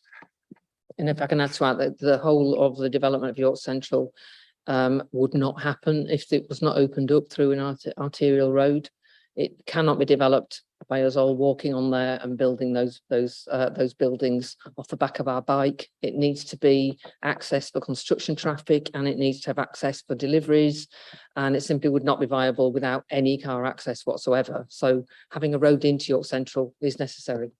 Sorry, Chair. I think with all due respect, Tracy, nobody's talking about not having any traffic on the site for building it. I think that's rather a straw person that you've thrown up So there. weren't you questioning whether or not we need an arterial Can you road? please Or I let me- misunderstood. Excuse me, all. One voice at one time. Councillor Kilbane, If you let me and then the finish. opposite. The question was whether or not Councillor Widdowson supported a through road, a new arterial through road into the city centre, which will go through the Lehman Road tunnel. That was the question. I think it's quite ridiculous to start talking about building buildings on the back of a push bike, and is clearly trying to move the focus onto somewhere else. I do have a supplementary question to that. Apologies, Councillor Gane, if I can come back to you. I misunderstood what you were saying then, because I thought that you were saying that did Councillor Widdowson support an arterial road into York Central? Through road was what I asked. My apologies. Just coming back to you, Councillor Widdowson, if you could answer a question. How do you think that the National Railway Museum's stated need for a new multi-storey car park on site will help reduce overall travel miles on York Central? Again, councillor Gilbane, I wasn't part of the planning application. I haven't read the planning application and I would have to go away and think about that. I'm sorry. Sorry, but as the executive member with responsibility for trying to stop climate change, do you not have an opinion on that? I'm not the executive member for transport, which I'm assuming is where that car park lies. So this is about York Central being net zero. So you're here as executive member for climate change. Do you not have an opinion on road traffic movements through the site? I have no opinion at the moment until I get the facts to do with the multi-storey car park in the planning application. I haven't read the planning application and I wasn't at the meeting, so I'm afraid I'm unable to give you an answer. We have been asking these questions for the best part of a year now. You presented us with 2 pages, which is actually an apology for not attending the previous meeting. And you've sat there and been totally unable to substantiate a claim that you made in public. And this is one of the biggest issues that we face as a planet. And it's really important that people trust politicians on this.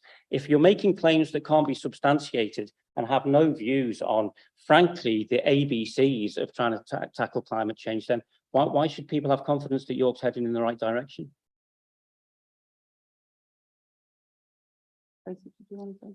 I mean, if I may, just a little bit of order. Councillor Cobain's question was to yourself, Councillor Widdowson.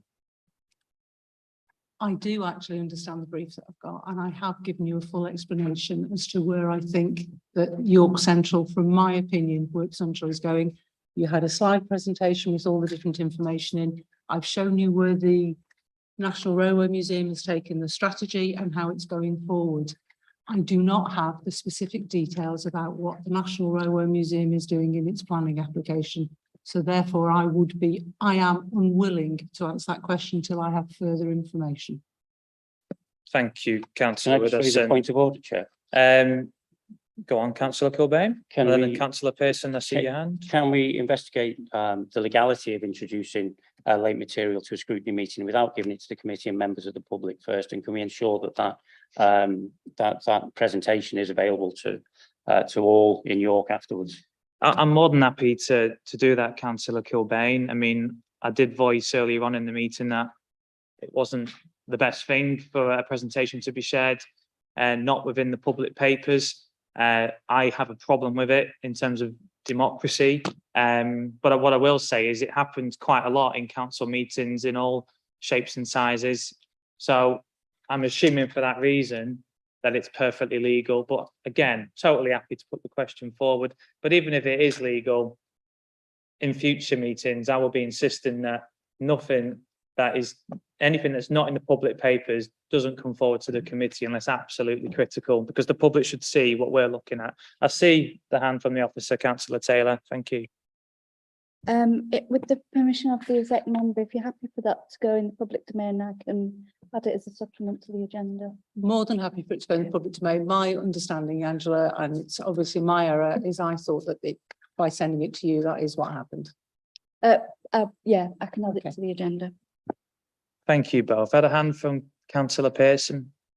Thank you, Chair. Yeah, I just wanted clarification because Councillor Kilbane's talked about a new through road, but there is a through road there already. I'm just wondering, can we have that clarified? For a point of clarification, to come back on 2 things that were said there. Yes, there is already a through road. This would divert it. Lehman Road will be diverted rather than closed.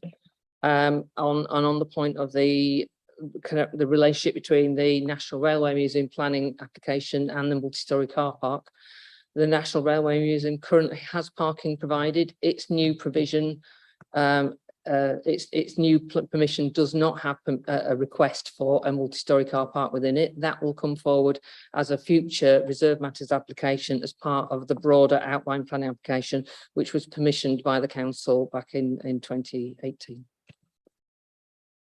Thank you both. If I may, the Railway Museum's plans have been touched on. It's worth saying to the millions watching at home that they don't yet have planning permission, and I wouldn't want to assume that they are going to receive it. But it is a slight concern that an executive councillor isn't au fait with some of the headline aspects of that quite critical plan. And I won't bang on about the Lehman Road issue because, you know, there's other forums for that, and I've done it till the cows come home, and I'll continue to do it till the cows come home. But it's a fair point that the planning permission that the Railway Museum don't have is banking on a future planning application that will include the multi-storey car park to come through. And at the same time, the Railway Museum are predicting their visitor numbers to increase by around 2/3, taking them up to around 1.2 or 1.3 million a year. And at the same time as that, we've got, I think it's up to 2,500 homes going on the York Central site. I know there's an aspiration for that to be low or no car, but the crunch always comes when you've got to make a tough decision. And I'm sure the other partners might be nervous that if you have low or no car for these 2,500 homes, or if they have to go in a multi-storey car park, it'd be less attractive and less sort of profitable. There's a lot up in the air there, and it's until these things get nailed down and we have certainty on who's going to travel where and where are those cars going, then it's hard to have much faith in the will or the ambition that we probably all share, but we're not in a driving seat, you know, executive members and officers are. Wasn't really a question, but it's more. But Tracy, you have your hand up, fire away. It is one of the annoying things about regeneration of a large brownfield site that you can't do it all at once and have every single bit of it delivered at the same point. And you do have to have faith in the plan that you've already agreed that those things will be delivered. And all of that has been considered in some detail as to what is required. As the individual outline planning applications come forward, then planning committee will have a purview over whether to agree those or not. And I'd just hesitate for us to discuss the National Railway Museum planning application in this forum, because that is not the focus. That should not be the focus of this committee, and might not be the best thing for us to be doing. Having faith in the outline plan application to be brought forward, it's for the planning committee to decide on those reserve matters applications, and that is within the purview of the statutory powers of this council. Yes, we're not in control of it, nor are we in control of any of the strategic sites in our local plan, and we just need to bear in mind what our role is in it. Yeah, thank you, Tracy. I mean, it's worth saying it wasn't any committee members that first brought up the National Railway Museum. It was Councillor Widdowson, who was lauding a lot of their efforts in terms of their building. So I think it was fair challenge to raise this question in return. But I do have one other point to make on it, which is in the note that you attached in the papers, Councillor Widdowson, there was a line around how, I forget the bit that preceded it, but it said this included key sustainable interventions to reduce car dominance and create new active travel opportunities. Now, as a chair of this committee, but also as a ward councillor, I read that and I thought, well, a new active travel opportunity isn't necessarily the same as more active travel opportunities or better active travel opportunities.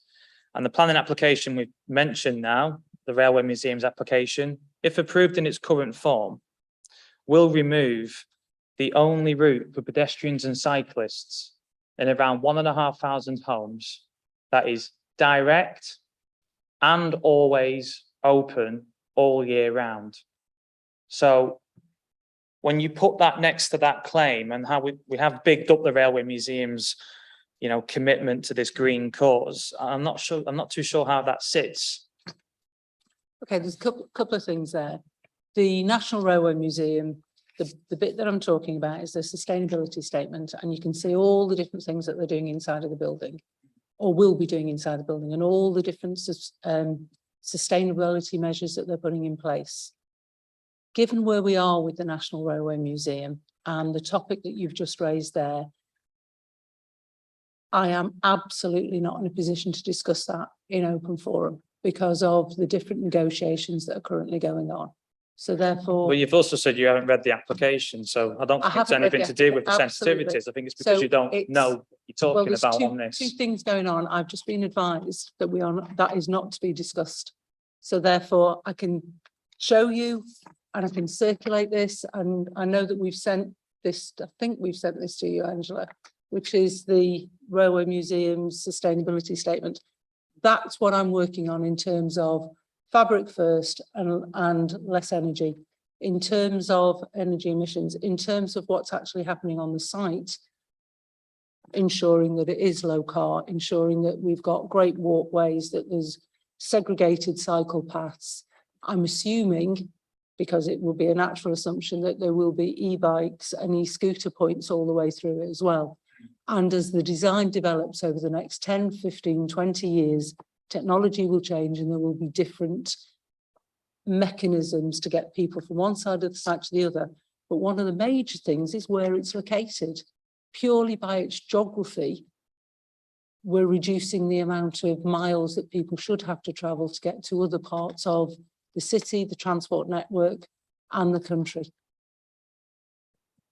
Thank you, Councillor Widdowson. I mean, the last thing I'll say on this particular subject is, I think it's a hard sell to convince somebody that they're going to get new active travel routes if the net result of the thing that will give those new active travel routes will remove the only route to and from the city centre that is direct and always open all year round. They don't sit neatly together. But that's that. I mean, if that's an ambition you share, I would advise you to make such representations. They'd be hugely welcome. And I accept your challenge. Fair play. They'd also put more people in cars because it's a longer journey to and from. But anyway, we've talked about that a lot. Are there any other questions on this quite big beast? Pete Kilbane, Councillor Kilbane. Oh, thanks, Chair. Councillor Widdowson, can you let the committee tell the committee how many meetings you've held with key York Central decision makers, specifically to press for York Central to be net zero and to explain to them how they could achieve that? I haven't held any meetings with key York Central developers. That's held by the shareholders committee. Is it called the shareholders committee? A strategic committee, which is the leader and the chief executive, and myself sitting on the York Central Delivery Coordination Board.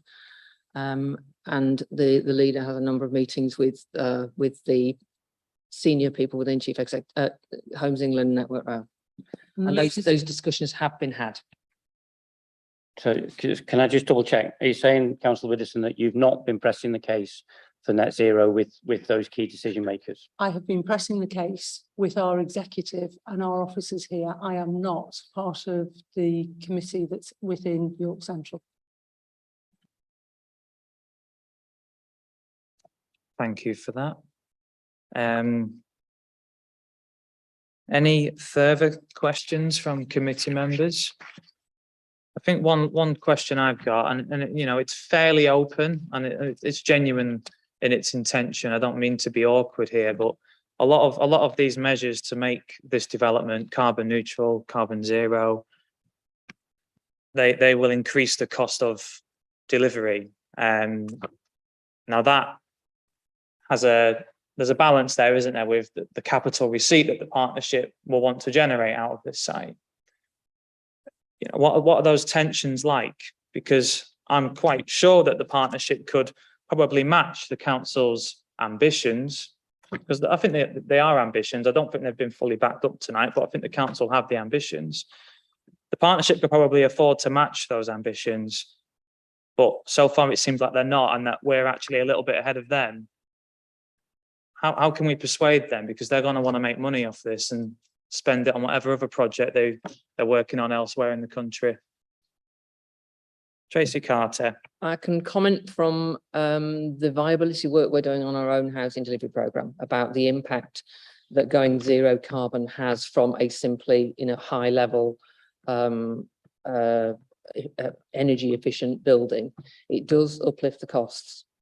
It also is clearly uplifting the desirability, especially in a world where energy costs are going through the roof.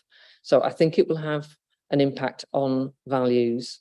The challenge will be on how it operates within an affordable housing world, and how you recover the additional capital costs when the benefit is being felt by the tenant. So we're working on those really knotty questions as part of our low energy house building and also our retrofit program for the affordable housing element of it. I think by the time that they appoint a developer, this is going to be an issue where it's not going to be, we're not going to have to push very hard. I think that we will have moved them to the point where that is actually the most desirable way to build, and it will be a necessity. Can't prove that, haven't got the evidence base, can't make that case, but that's where I think it's going. Well, I value your optimism. And I guess, you know, as a council, I could only urge, you know, the elected executive members to sort of advocate for that as much as possible to the partnership. But yeah, time will tell on that. Do we have any other questions or observations? I did have one more, but it's left my mind, and we've talked at fair length about this. So we'll wrap it up for now, but it would be good to have another look at this maybe in 6 months when we know a little bit more about upcoming reserve matters applications. I don't think you'll know anything more in 6 months about upcoming reserve matters, because I think it'll be at least until we get a new developer in place next May before you're likely to see significant shifts. I may be wrong, in which case it could come back to committee, but I think you won't get much new information in 6 months' time. Appreciate that. We've got plenty of other items we can squeeze into the agendas. But thanks for your time. I know it was a little bit tense at times, but that's what I want at this scrutiny committee. We want the good and the bad, the rough and the smooth. If it's all a bit too nice and comfortable, scrutiny is not really doing its job. So thank you. Cheers. And members, if I may, can we have a quick 10-minute max break? I could do with going to the toilet, basically. I don't know about you. 5-minute break, Councillor Taylor. Yeah, I can go with that. 5 minutes, please. Cheers.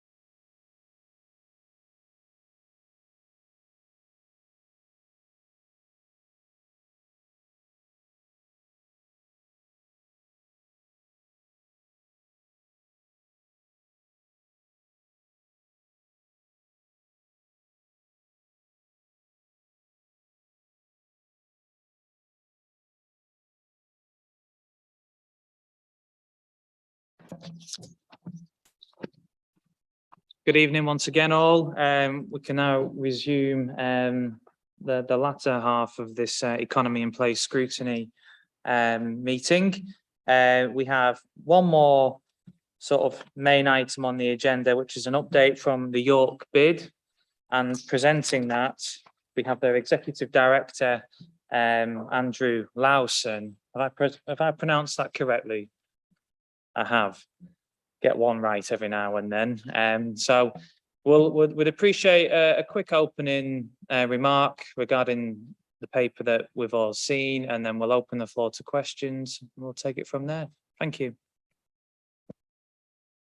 Yeah, no, thank you for the invitation to come and give an update on what the bid's doing.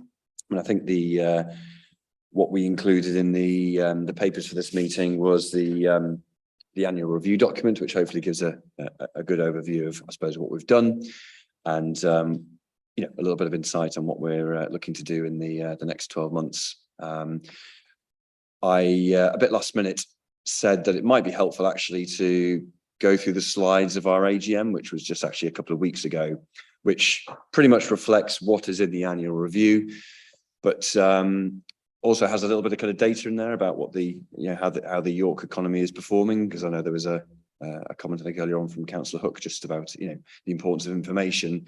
I'm a great believer in that, because if you got the information at your fingertips, then it hopefully helps you understand what you need to do. So, all being well, Chair, shall I try whiz through this in 10 to 15 minutes, and maybe if I go through the slides and then take questions at the end, I can always reverse back to slides or just take them. Does that sound okay? That's fine by me. Yeah, thank you.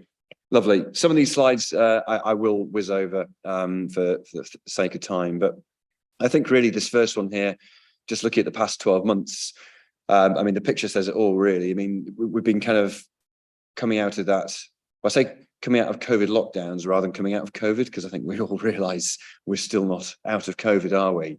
But obviously with the lockdowns, we've done a lot of work making the city feel more welcoming, I suppose. And you know, there's an image there of some of the outdoor seating that we've done, and many thanks to the City Council for working with us on this, because you know, some of the government money that came through, you know, we've used that on some of these pocket parks alongside our own, but that's allowed us to spread it around the city.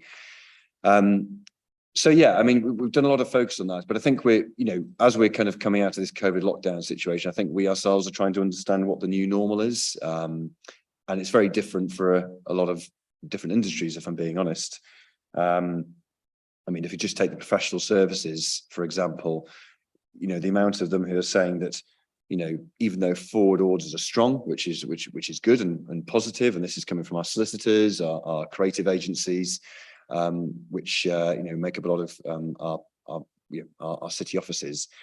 There's still a lot of uncertainty in terms of, you know, recruiting staff.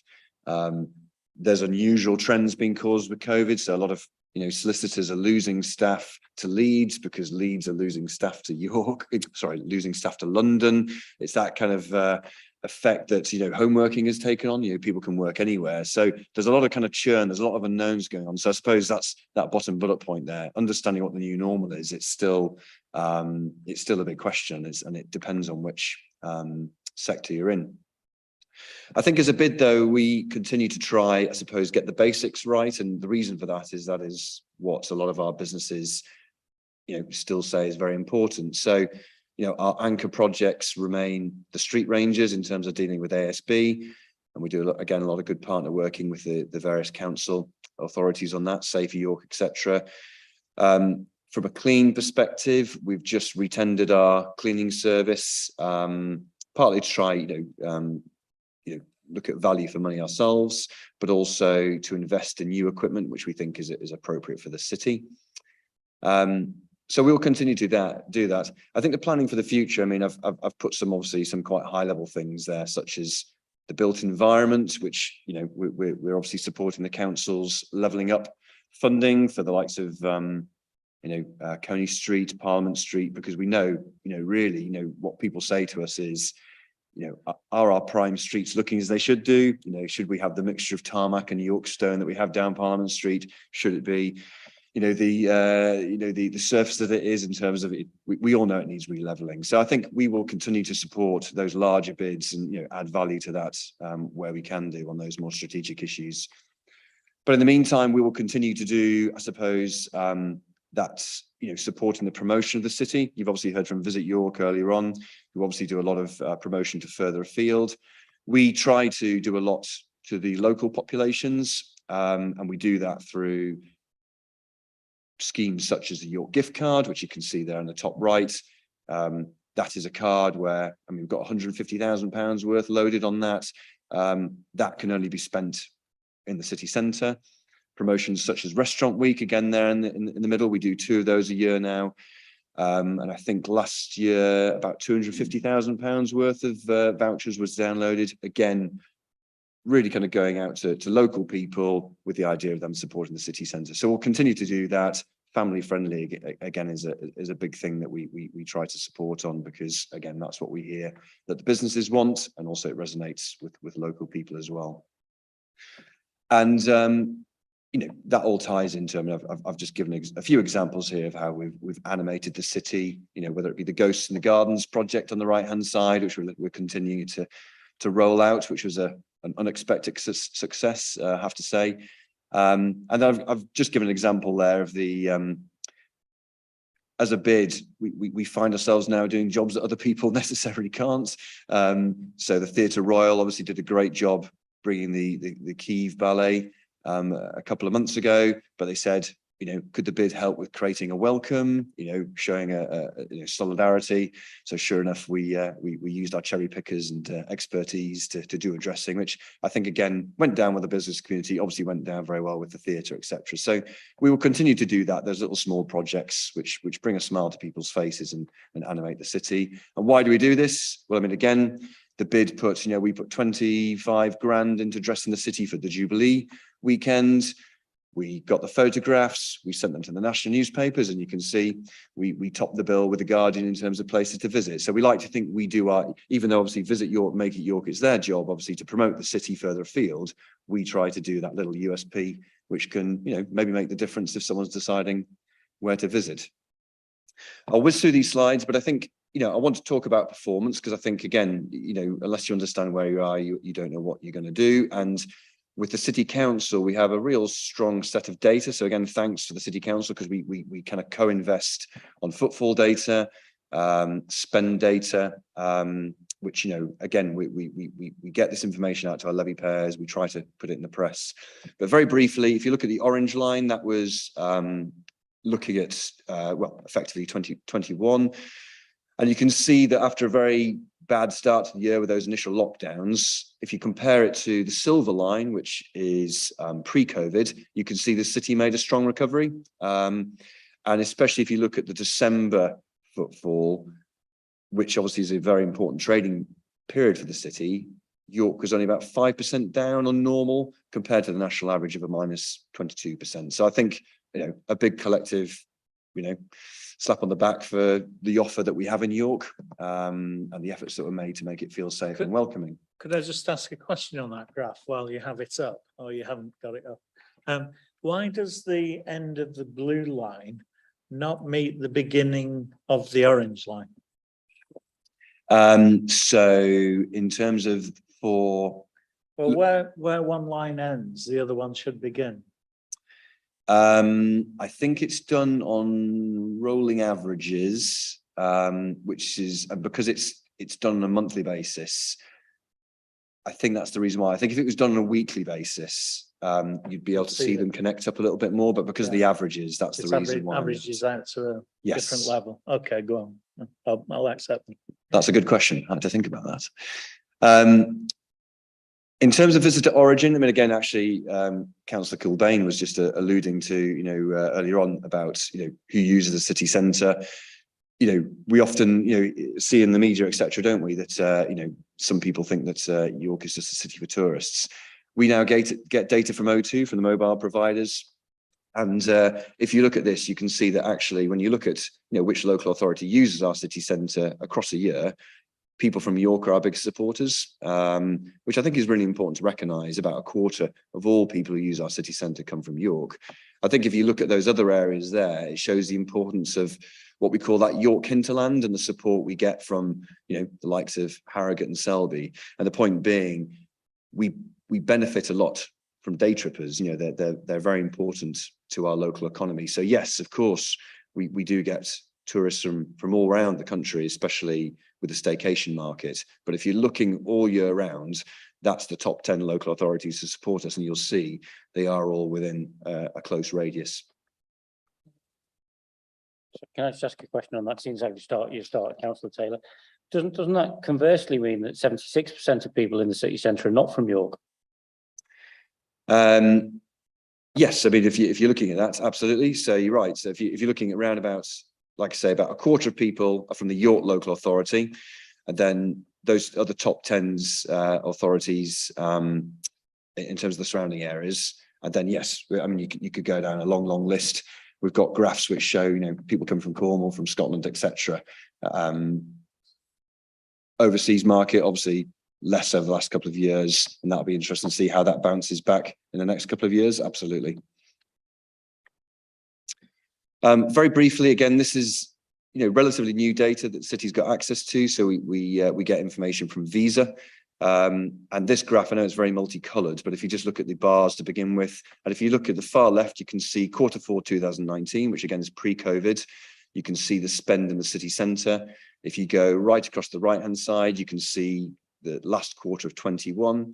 And so on a positive, you can see that actually how well the city bounced back from the COVID situation. As you can see, that's split into different sectors. The most notable one, I think, you know, in terms of when you're seeing winners and losers, if you look at obviously the kind of purpley colour, which represents restaurants, you can see how well they did. If you excuse the pun, the appetite for people to get back out, you know, socialising, I think, but also that increased restaurant offer that we have in the city centre. Councillor Hook. I think one of those as well, don't forget, people are using cards far more than cash nowadays. So there could have been equally quite a lot of cash that's now disappeared out of the thing. And also prices have gone up. So I think probably there's two factors. I mean, it still looks good, but there may be two mitigating.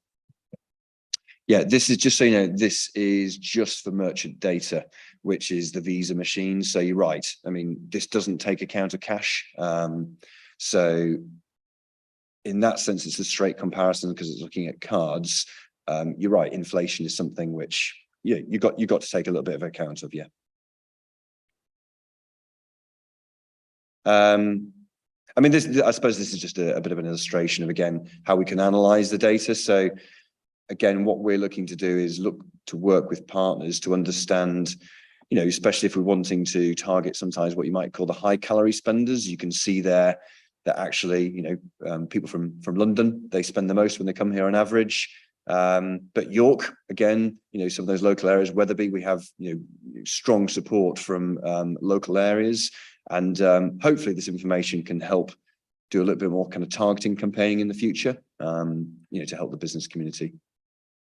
And this one is quite telling. This is an online spend. So, I mean, again, you know, the graph tells its own picture. You can see Q1 of 20, basically what online spend in the city centre was like before COVID, and you can see the challenges, you know, in terms of how online has grown. I mean, I suppose it's quite interesting. It peaked in Q1 of 21, and it has gradually gone down a bit.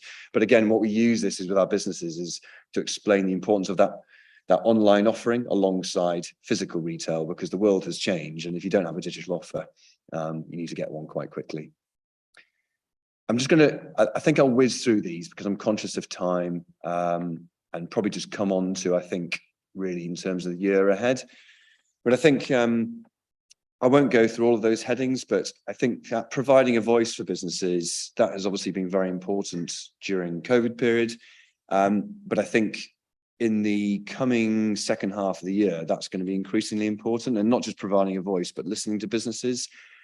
We are, despite the fact I've shown that York has bounced back from, you know, very well from COVID, we are beginning to hear quite a lot of feedback about the concerns businesses have as we head into the second half of this year. Obviously, the inflation issues, the price of goods to come in. They're looking ahead to this winter, the fact that obviously they're going to be hit with higher fuel bills, which will obviously, really kind of come to the fore, as it will with domestic, as we go into winter. And that worry about how that's going to hit consumer squeeze. So at the moment, we are seeing footfall is down on normal, spend is slightly down. So I think, we are very mindful that we're going to have to keep speaking to businesses and understand, what their situation is, to therefore try and understand what we can do to help. The reason I hesitate is, as we all know, these are macroeconomic issues that actually are quite difficult. But I think if there's one thing we learned from COVID, businesses knowing that there's solidarity in the city, there's people listening, you never know. You can sometimes, just by sharing information, just a little bit of information is enough sometimes, to save a business or give them hope to keep going. I think that's going to be really important in the back half of this year, and something that we'll be, looking to talk with partners about, about that importance, that support for the business community. I think showcasing York's commercial developments, that's something that a lot of the businesses are very keen for us to do. We've obviously, we hear about a lot of the private sector who want to invest in the city, schemes such as obviously York Central, the Castle Gateway project. So we're looking to help try knit that together. We're working with the City Council on a promotional film, actually, which again is about, really showcasing some of the really positive opportunities that are coming up in the city. And, we just want to sing and dance about it a little bit more than maybe it's done at the moment. And then I think the final one I'll just touch on there, training and development. Going back to some of the issues that businesses have had with, losing staff, having to re-recruit, we're looking to work with York St John University, actually, who are very keen to, themselves get more involved in the city centre economy. We're looking to set up a little training academy, put on courses that, are relevant to businesses. We've done things in the past around, first aid training, conflict at work situations, but we're looking to, again, in line with what we've seen with some of those, the data I showed you, can we do more courses on digital marketing? Because obviously it's very important. We're looking to do basic customer service skills, again, with the hospitality sector really valuing that. So that's something which we are, like I say, we're dipping our toes in and forming that partnership with the university. So like I say, I'm conscious of time. I'll more than happy to take questions on the presentation or anything else that you've seen in the prospectus, if that's okay. Thank you, Andrew. Very much appreciate that presentation. I also appreciated how tangible a lot of it was. Something Scrutiny could do with more of, I think, across the board. I do have hands, but I want to ask a sort of follow up to an issue you sort of addressed earlier on to start with, which is obviously the sort of economic situation, much of it weighing above York, national, global. What are businesses saying now that they need? Because I'm sure, and I don't want to be too alarmist, but never ran a business in my life, but I wouldn't be surprised if there's a number of business owners in York, particularly smaller organisations, who might be worried if they'll still be open next year as a result of what's coming. What are they saying right now? And is there anything that the council can do? Because obviously the bid has limited capacity as much as you are doing good work. I wonder if you could elaborate more on that. I think, we could probably talk about this one question at great depth, because it's very different across the sectors. I think the overarching ask of businesses is, if everybody can do what they can do to continue to allow them to trade to the best of their ability. I suppose what I mean by that is, I think sometimes you see a bit of rhetoric that, we're coming out of that post-COVID era, things are back to normal in inverted commas. Despite me showing a strong bounce back, which, you can't deny that, and York has certainly done better than a lot of other cities post-COVID, things aren't normal. And so I think, what I'm saying to leaders in the city, councillors, officers is, we still need to support the business community as much as we have done over the past 2 to 3 years. We really welcomed the enhanced communication with the council, the bringing together of, working with partners such as Chambers, FSB. I felt the council listened to businesses a lot more than they have done in the past, and we don't want to lose that. And I don't think we can lose that, because of course we're going to be going into a very difficult trading period, and especially if we're looking at retail and hospitality, which a lot of the city centre is, we're going into a very difficult trading period.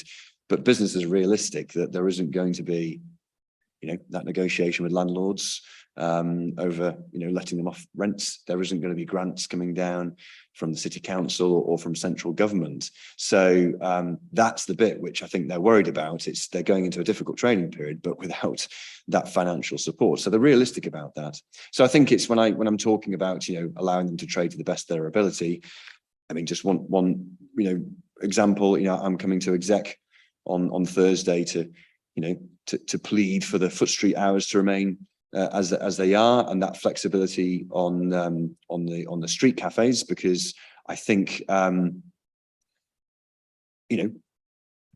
is not the time to be reducing businesses' ability to trade. And I'm very realistic. There's other parties in the city we have to listen to. I've been speaking to the access lobby. We need to find compromises on those issues. But my point being is, again, some of the rhetoric I've been hearing from some of the councillors, that was emergency legislation that's not needed anymore.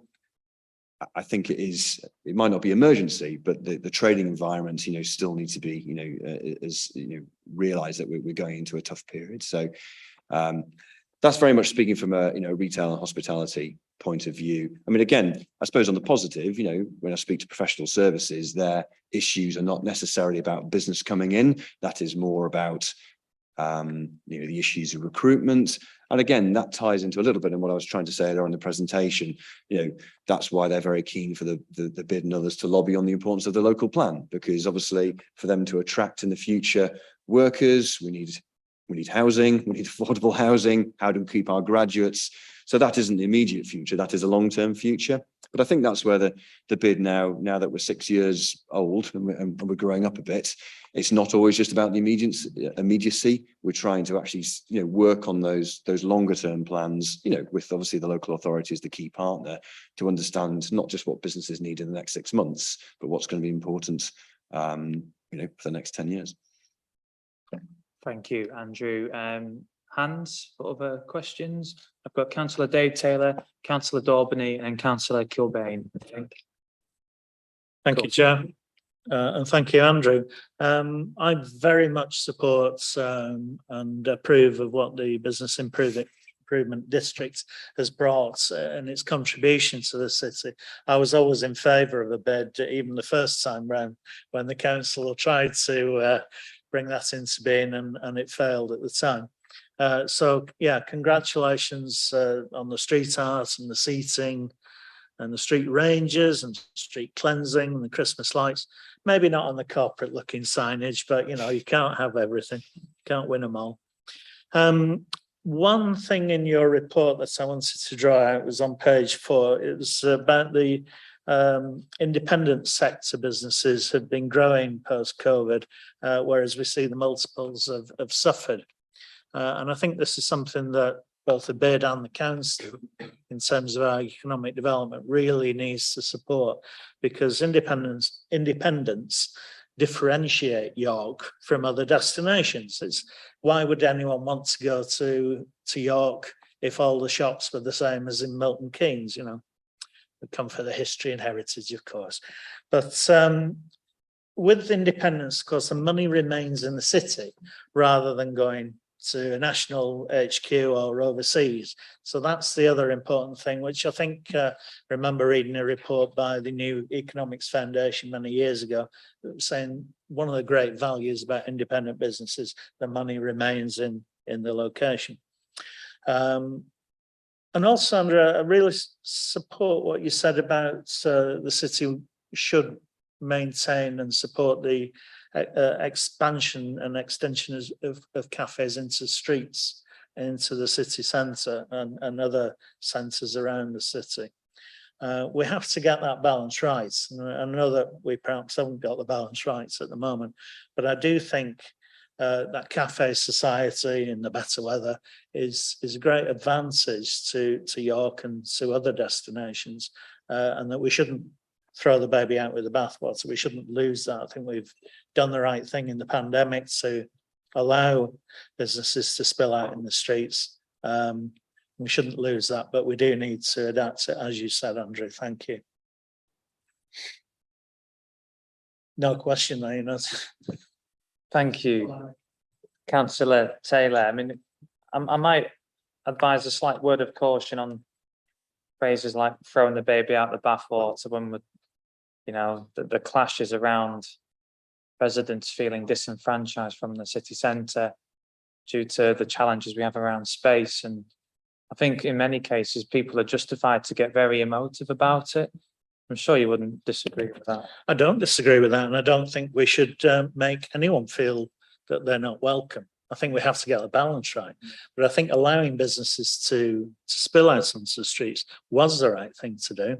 And I think we need to assess it. And I think that's what the council is currently planning to do. Time will tell. Thank you, Councillor Taylor. I think if my order is correct, I had Councillor Daubeny and Councillor Kilbane. Thank you, Chair.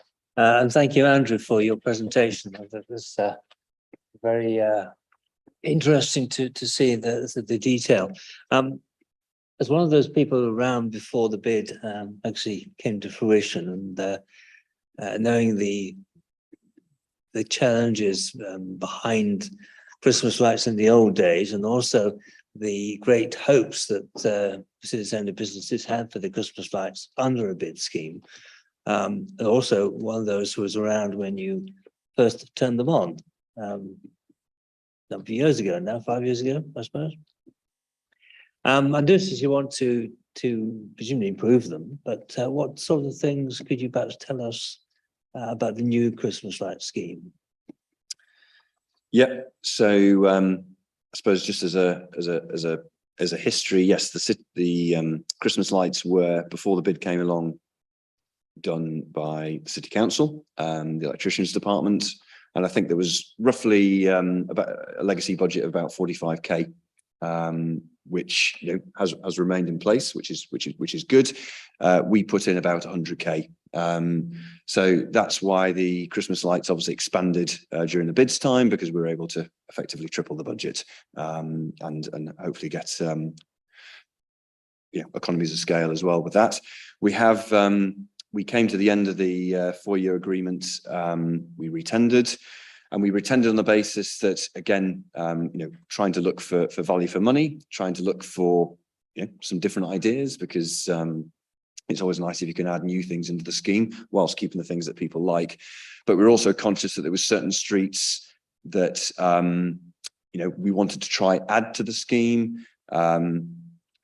I mean, joking aside, I remember when I took this job, people said the one question people will ask you the most, Andrew, it doesn't matter what you do, will be, is there going to be a Christmas tree above my shop? And sure enough, 7 years on, that probably still is the most asked question that we get at the bid. Obviously, we can't do everywhere. However, my point being, yes, we've tried to look at the streets who maybe felt they weren't getting as much attention. So as part of the new scheme, we're hopefully going to be able to cover the likes of Castlegate that haven't been covered in the past. Coppergate was a street that had felt quite neglected, and there's a few others there as well. We obviously can't do everywhere because, as you know, the city centre is big. There's a lot of streets, and even with a budget of 140 odd K, 150k, you can't do everything. But I suppose what I'm saying is we've listened to the businesses who felt they haven't had as much attention, and we will be doing our best to bring some light to those streets, as well as, like I say, try to bring a few different kind of new innovations on top of the scheme that we've currently had. So yes, I obviously haven't got images to be able to show you, Simon, and hopefully it'll be a nice surprise when it gets rolled out in November of this year. Just a supplementary, if I may, Chair. One question I get as the councillor, and I'm sure everyone around the table will have the same. They'll say, "Why aren't the Christmas lights gone by the 6th of January or the 12th night?" If when you're doing your promotion about the scheme, you could point out you have both Christmas lights and winter lights, which will go on until spring arrives, that would be very helpful to every member around this table, I'm sure. Yes, yeah, you're absolutely right. Yes, we do call them winter lights because actually, feedback we've had from businesses and residents is they like it if they can stay up a bit longer. I mean, we did have a few gripes one year, and so we took them down earlier, but then we got gripes that we took them down earlier. So it's a difficult balance to get. But I think your point, Councillor Dorman, is that, as long as you can communicate that to the best of your ability. I mean, I think, to be honest, we sometimes get a bit more criticism that people see the infrastructure going up sometimes back of September, early October, which even I cringe at a little bit. However, that's just because we want to be ahead of the game. We don't want to be the city that leaves it last minute to, and therefore you have problems with the light switch on. So it's sometimes just because we're trying to be overly efficient and make sure that there's no problems on the switch on night, which is why you see, and because the scheme is so big, that again is why you see Christmas tree brackets and things and Christmas trees themselves going in a lot earlier than ideally I would like. But that's only because, you literally can't go around 3 days before switch on doing it, because then the job doesn't get done. Thank you, Andrew. Councillor Kilbane.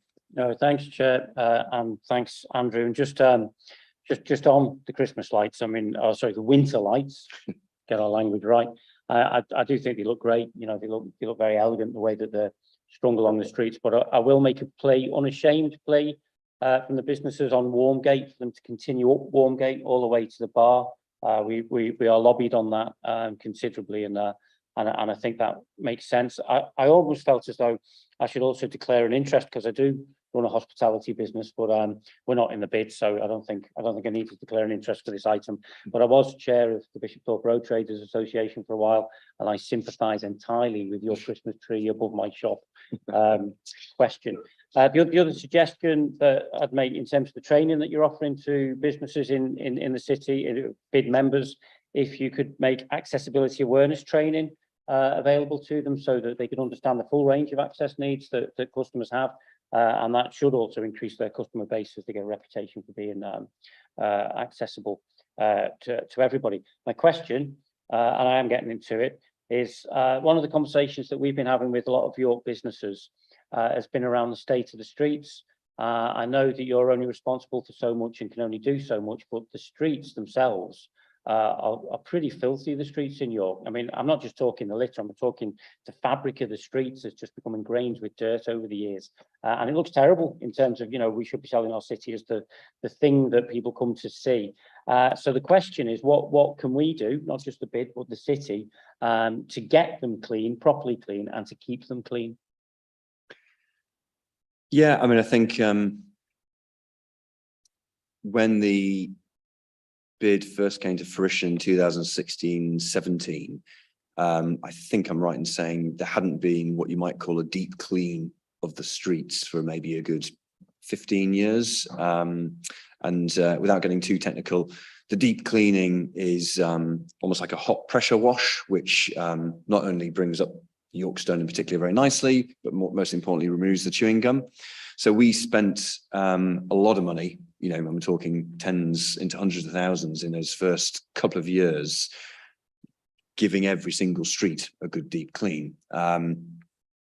We had to pull back on that a little bit, partly because we didn't have the money as we started spending on other areas. And then obviously we kind of went into COVID, where obviously there's other priorities. However, the reason I've kind of pulled this slide up just again is going back to the fact that we've just retendered this, and we've got a new van, or a couple of new vans, but the one on the left-hand side that you can see there actually houses its own deep cleaning device, where in the past we used to have to get contractors in to do it. We thought, again, in terms of trying to make efficiencies, if we had some of this equipment ourselves, then actually we can hopefully not only deploy it a bit more readily, but also it'll be more cost effective over the years. So I suppose in answer to your question, Councillor Kilbane, we will try to do our bit in terms of actually, working our way through the city centre. But you'll appreciate, again, it's a big area. To give you an idea, if we literally just spent every day doing this, it would probably still take months. And that's, you've got to take account of foot street hours, festivals, all those type of things. So I suppose what I'm saying is I hope that shows a commitment that we want to do our bit. We work closely with the CYC street cleansing team, who you're absolutely right, it's still their statutory duties to do the litter picking, the road sweeping, etc. I suppose one thing which I've often made a plea to see more of myself is the machine that actually does the washing of the pavements. I can't remember exactly what the technical term is. That was missing in action for about 3 years, because if you remember, it rolled on a roundabout, then there was a legal situation. I think we got quite frustrated that there wasn't interim solutions, because if I'm being honest, we had to pick up the slack on that, but without really the ability to fully do it. Because yes, you can go around with a rotary head, as we will do, but actually the machines like the council have for washing, they are quite key, because you can cover larger distances. So I suppose what I'm saying is we feel like we're doing our bits. I think we would like to make sure that the council, will deploy all their equipment as readily as we will. And I suppose what I'm saying, Councillor Kilbane, is yes, more than happy to work in partnership on that and develop plans, because I think we'd all like to see our city looking cleaner. And especially going back to the importance of staycations and the visitor economy. That's an important part, isn't it? And always will be. And we shouldn't really settle for second best. Thank you both. Councillor Cuthbertson. Yeah, thank you, Chair. Thank you, Andrew, for that presentation. And what can I say, but well done. It's particularly interesting to me to see the street furniture that has grown up in the way of allowing people to sit and enjoy York's outdoor spaces without having to lounge against street corners and walls and doorways and things like that. And I don't know whether you elaborated on that at all in your initial run through those, was it 10 areas on the blue slide with the, 7 areas, the one with the year ahead. Oh, right, yes. And the bit I wanted to ask about was because I didn't pick up, and I may have been not paying attention at that point, but the enhancements for the public realm that you were talking about, and it was the kind of the area which you were going to expand that I thought might be interesting, or if you've got different types of seating. Yeah, I mean, I think so. Very briefly on this, I suppose we will continue to do the temporary seating, I suppose you might call it, because a lot of the tables and benches that we have, for example, on Duncan Place, we take those back in over winter, partly to let the grass to grow back. Yeah. But I think there seems to be that public demand for that type of seating. Again, I think we need to continue to improve and speak with some of the access groups, because we're conscious sometimes, we could do with putting more wheelchair friendly seating in there. I think some of the areas we put it could be more accessible. We are only a team of 4.5 people. We're learning all the time. But yeah, we will be committed to that temporary seating as long as there's the public demand for it. Very briefly, I suppose, in terms of actually, going on to more permanent enhancements. I mean, you may or may not be aware that obviously during COVID, I mean, it was referenced before, we worked with the Minster on the College Green pop-up park. We have kept that in place, but actually we levered money from a government pocket park fund, and next spring, working alongside the Minster, that will actually become a permanent. There's going to be more permanent seating put in place. You've probably seen, some trees were kind of chopped down, for want of a better phrase, but with new ones planted, because again, that was going to help the grass growth. So basically, what I'm saying is that is an enhancement to the public realm that will obviously not just be temporary, that will have longevity behind it. I think also underneath that, we are, again, we try to listen to businesses about what they'd like to see. So we work with the Riverside traders or speak to them quite a lot down the Kingstaith. Obviously, we know they get affected by flooding. They sometimes feel a little bit left out from the rest of the city centre, partly just because obviously they're divided by the inner ring road. So for a while, we've talked about an idea of actually doing a long-term project to light the Riverside frontage down there, some kind of lighting project, which I think would cover a number of bases. It would not only draw attention to that area in itself. But for a long time, we've said, going back to some of the unfortunate deaths that happened there a few years ago, we always said we were going to do something about that as a city. Nothing's been done. And I think if we can get a scheme that better highlights the edge of the river, I think actually we could tick a few boxes from a purple flag, point of view as well. I mean, what I will say is there's no definitive scheme on this. It's a heritage area. I'm very realistic. Whatever would be done would have to be done in with planning, conservation, residents. But my point being is, we've said we're willing to put some money there. There's a possibility of a bit of council 106 money, and then if we can work on that over the next few years and then deliver something which is, again, not just a temporary thing for the city, but something that has enhanced the city for the long term, that's something which we'd like to do in our own small way. So we can only, again, the size of the bid, we can only get involved to a certain extent in infrastructure change. But I know Councillor Taylor wasn't too fond of our wayfinding scheme. However, the fact is, we delivered it. It was a 4-year project, and we did our bit in actually delivering that, and doing it on time, on schedule, and that will be in place for 25 years. We'd like to do other things like that, which actually, it's like I say, it's not just pop up. It's something which is there to improve the city for the longer term, if that answers your question. No, that's fine. Thank you, Chair. I just got one sort of supplementary. Going back to my food and drink theme of earlier on, is there any way of linking up York Restaurant Week with the Food and Drink Festival? Even indirectly in terms of issuing small discount vouchers or something like that, where you make a connection between the two, because it seems to me that's the kind of relationship within events within the city that actually promotes trade, promotes visitors. Just a thought. Yeah, it's not. I mean, obviously, the bid chair is Michael Hjort, who runs the Food and Drink Festival. So obviously, I've got a very, very strong ties to him, and we support that festival. I mean, obviously, that festival sometimes does bring in traders from outside the city centre, where obviously York Restaurant Week is very much about offers from the businesses that reside in the city centre itself. But yeah, I take your point that sometimes these things, there could be more obvious connections in terms of what we're trying to do for the city in general. So yeah, I take on board your point. Thank you both. I've got one question. I know Councillor Kilbane's got one, and then if members are okay, you have to leave, Councillor Pearson.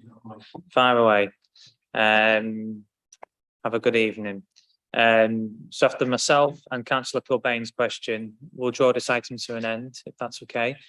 Thank you, members. So Andrew, my question is, and it's sort of in a way tenuously linked to what Councillor Cuthbertson was, getting at there, and that's whether or not there are opportunities for more business to business trade within your membership. We've talked about economic troubles ahead on top of what people are already experiencing. If perhaps businesses in town can set up arrangements on supplying clothing, laundry, equipment, materials, ingredients, other services, I'm sure that a bit of that goes on already. But if more of that could be maximised, it could potentially make those businesses more resilient, especially in the coming year. Does that go on? And if so, do you think it could be pushed more? I guess is what I'm trying to ask. I think what I'd say to that is I think you're absolutely right that and especially in the coming year, the need for probably more business networking and bringing together businesses is important, because if I'm being honest, I think when you try sometimes to force that kind of cross-pollination, you can spend a lot of time, and I suppose what I mean is if you try to say you should be speaking to them, and businesses don't work that way, or actually if you bring them together naturally around common themes, you're absolutely right. That's where the business happens in the background. So I think going back to, we're obviously keen to support, I don't think it's called Business Week anymore. I think it's called York Business Festival, isn't it? I think I can see our way of supporting that will be maybe to bring in 1 or 2 keynote speakers like we have done in the past, things that we know will bring businesses together. And then, again, if we put a bit of money behind the bar and people stay afterwards, that's often where those conversations happen in terms of, trading with each other or, kind of learning from each other. And I think that is going to be absolutely important for the coming year. So yes, I'd agree with you on that. Thank you. Councillor Kilbane.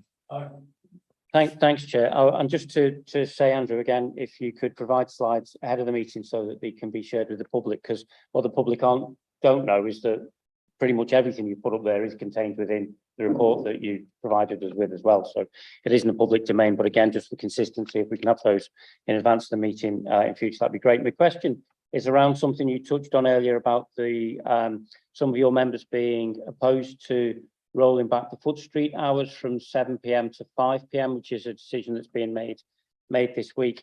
Talking to some of the blue badge holders that I know, they're also not happy with this either. For them, it doesn't go far enough in terms of their access, so it's unsatisfactory for them. So rather than being a compromise in the situation, it seems to me more as though it's actually pitching one group against another, which can't be healthy. I don't know if you had any thoughts on that. Yeah, I mean, I don't know how far you want me to stray into what I'm going to be saying on Thursday, but it's, I mean, you've summed it up quite well there. I think, yes, I am very conscious that what I didn't want, which I had a feeling was being played out a little bit in certain sectors, was that businesses want this and blue badge holders or access groups want that. Because actually, businesses want trade from all members of the community. As those of you who run businesses, they want as many people to access the city centre. So I think looking ahead to Thursday, I think there's been almost like a bit of a misunderstanding in some of the papers that are going to be presented to exec in terms of actually, confusing the Foot Street hours with accessibility. And that's going to be my key point. I've spoken to a couple of the access groups because I felt I myself need to be more educated in the Equalities Act, what that comes with. I'm realistic that there is current street cafes in the city that don't fall in line with that. I'm realistic that some street cafes may not be able to become permanent for reasons around that. And actually, having spoken to some businesses, businesses are realistic that what they did in an emergency situation might not be conducive for the long term, and are willing to, again, if they get the support from the council, they're willing to rectify that using their own money to try, build parklets, seating areas which do fall in line with the accessibility point. It's obviously a complicated area, but yes, I would say the key thing I'll be asking about on Thursday is I just don't see any point in going back to a 5 p.m. because that isn't actually being asked from what I can see from the accessibility groups. It's certainly not what businesses want to see. And I'd also highlight, and this is what I'm going to say, is I think it's going to be a huge backward step for the city centre, because all the things that we've been asked to support, my city centre policy, purple flag, all these things about increasing the early evening economy, calming the foot streets, going back to 5 p.m. does not align with those strategies. Never mind, we've talked about air pollution earlier on. If you're letting vehicles back into the city centre, it's going to increase that. Along with a whole host of issues, I could keep going here. For those of you who understand the city centre, there's a huge increase in food deliveries going on, tens of thousands a week, maybe even more than that.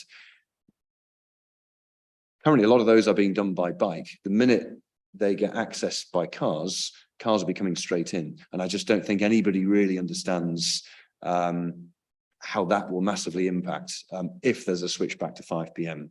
So you can see I'm quite passionate about this, but I think it's partly because there's a bit of a misunderstanding of actually some of the issues that are being brought up by the access groups and what they're wanting. So I'm hoping to illustrate that with colleagues from the business community on Thursday evening. Thank you. I think that's to be continued, but very much appreciate your answer there. It's almost tempting to say that it'd be great to get the businesses and the access groups together and leave everyone else out of the room. Maybe there might be better outcomes. Who knows? That was a slightly tongue-in-cheek remark. But I'm happy to wrap that item up there. Really appreciate your time and your patience, Andrew. Getting quite late into the evening now. And we'll have you back again in due course, I'm sure. And hope you have a decent evening. Thanks for your time. Thanks for listening. Cheers. Which then takes us, members, to a look at the work plan that we've got set up. Obviously, always a live document. But unless members have any views on that as things stand, I'm happy to leave that as is, given how much we struggle to fit things into our limited calendar time. Chief, did you get my email for the last meeting? It was very late coming in about a topic on looking at electric vehicle charging strategy. Yes. Yes, Councillor Taylor, I did, and I'm still open to working it in. It was just, there's probably another 6 or 7 things that could easily entertain meeting space, but there's also 1 or 2 things in the plan that may or may not come through, and if spaces open up, for instance, there's a bit of uncertainty on when we can look at the bus service improvement update. If that is no longer at that next meeting, we can put something else in. But look, I hear your frustration. It was I think you can take either exit, Andrew, to be honest. Take care. But from my perspective, in that work planning meeting, it was very frustrating to come out of it happy, given how many subject areas there are that we could all spend many hours on. You've been about a bit, you know the pressures that we face. But if we get an opportunity, certainly. Okay. Would that one be climate change anyway? Now, the issue is we have an electric vehicle charging strategy, which is basically based around hubs.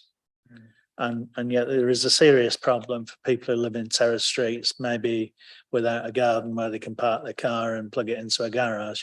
And yet there is a whole load of new technology, and some of it's already in place in many cities up and down the country, of charging from street lamps or things plugged into the curb.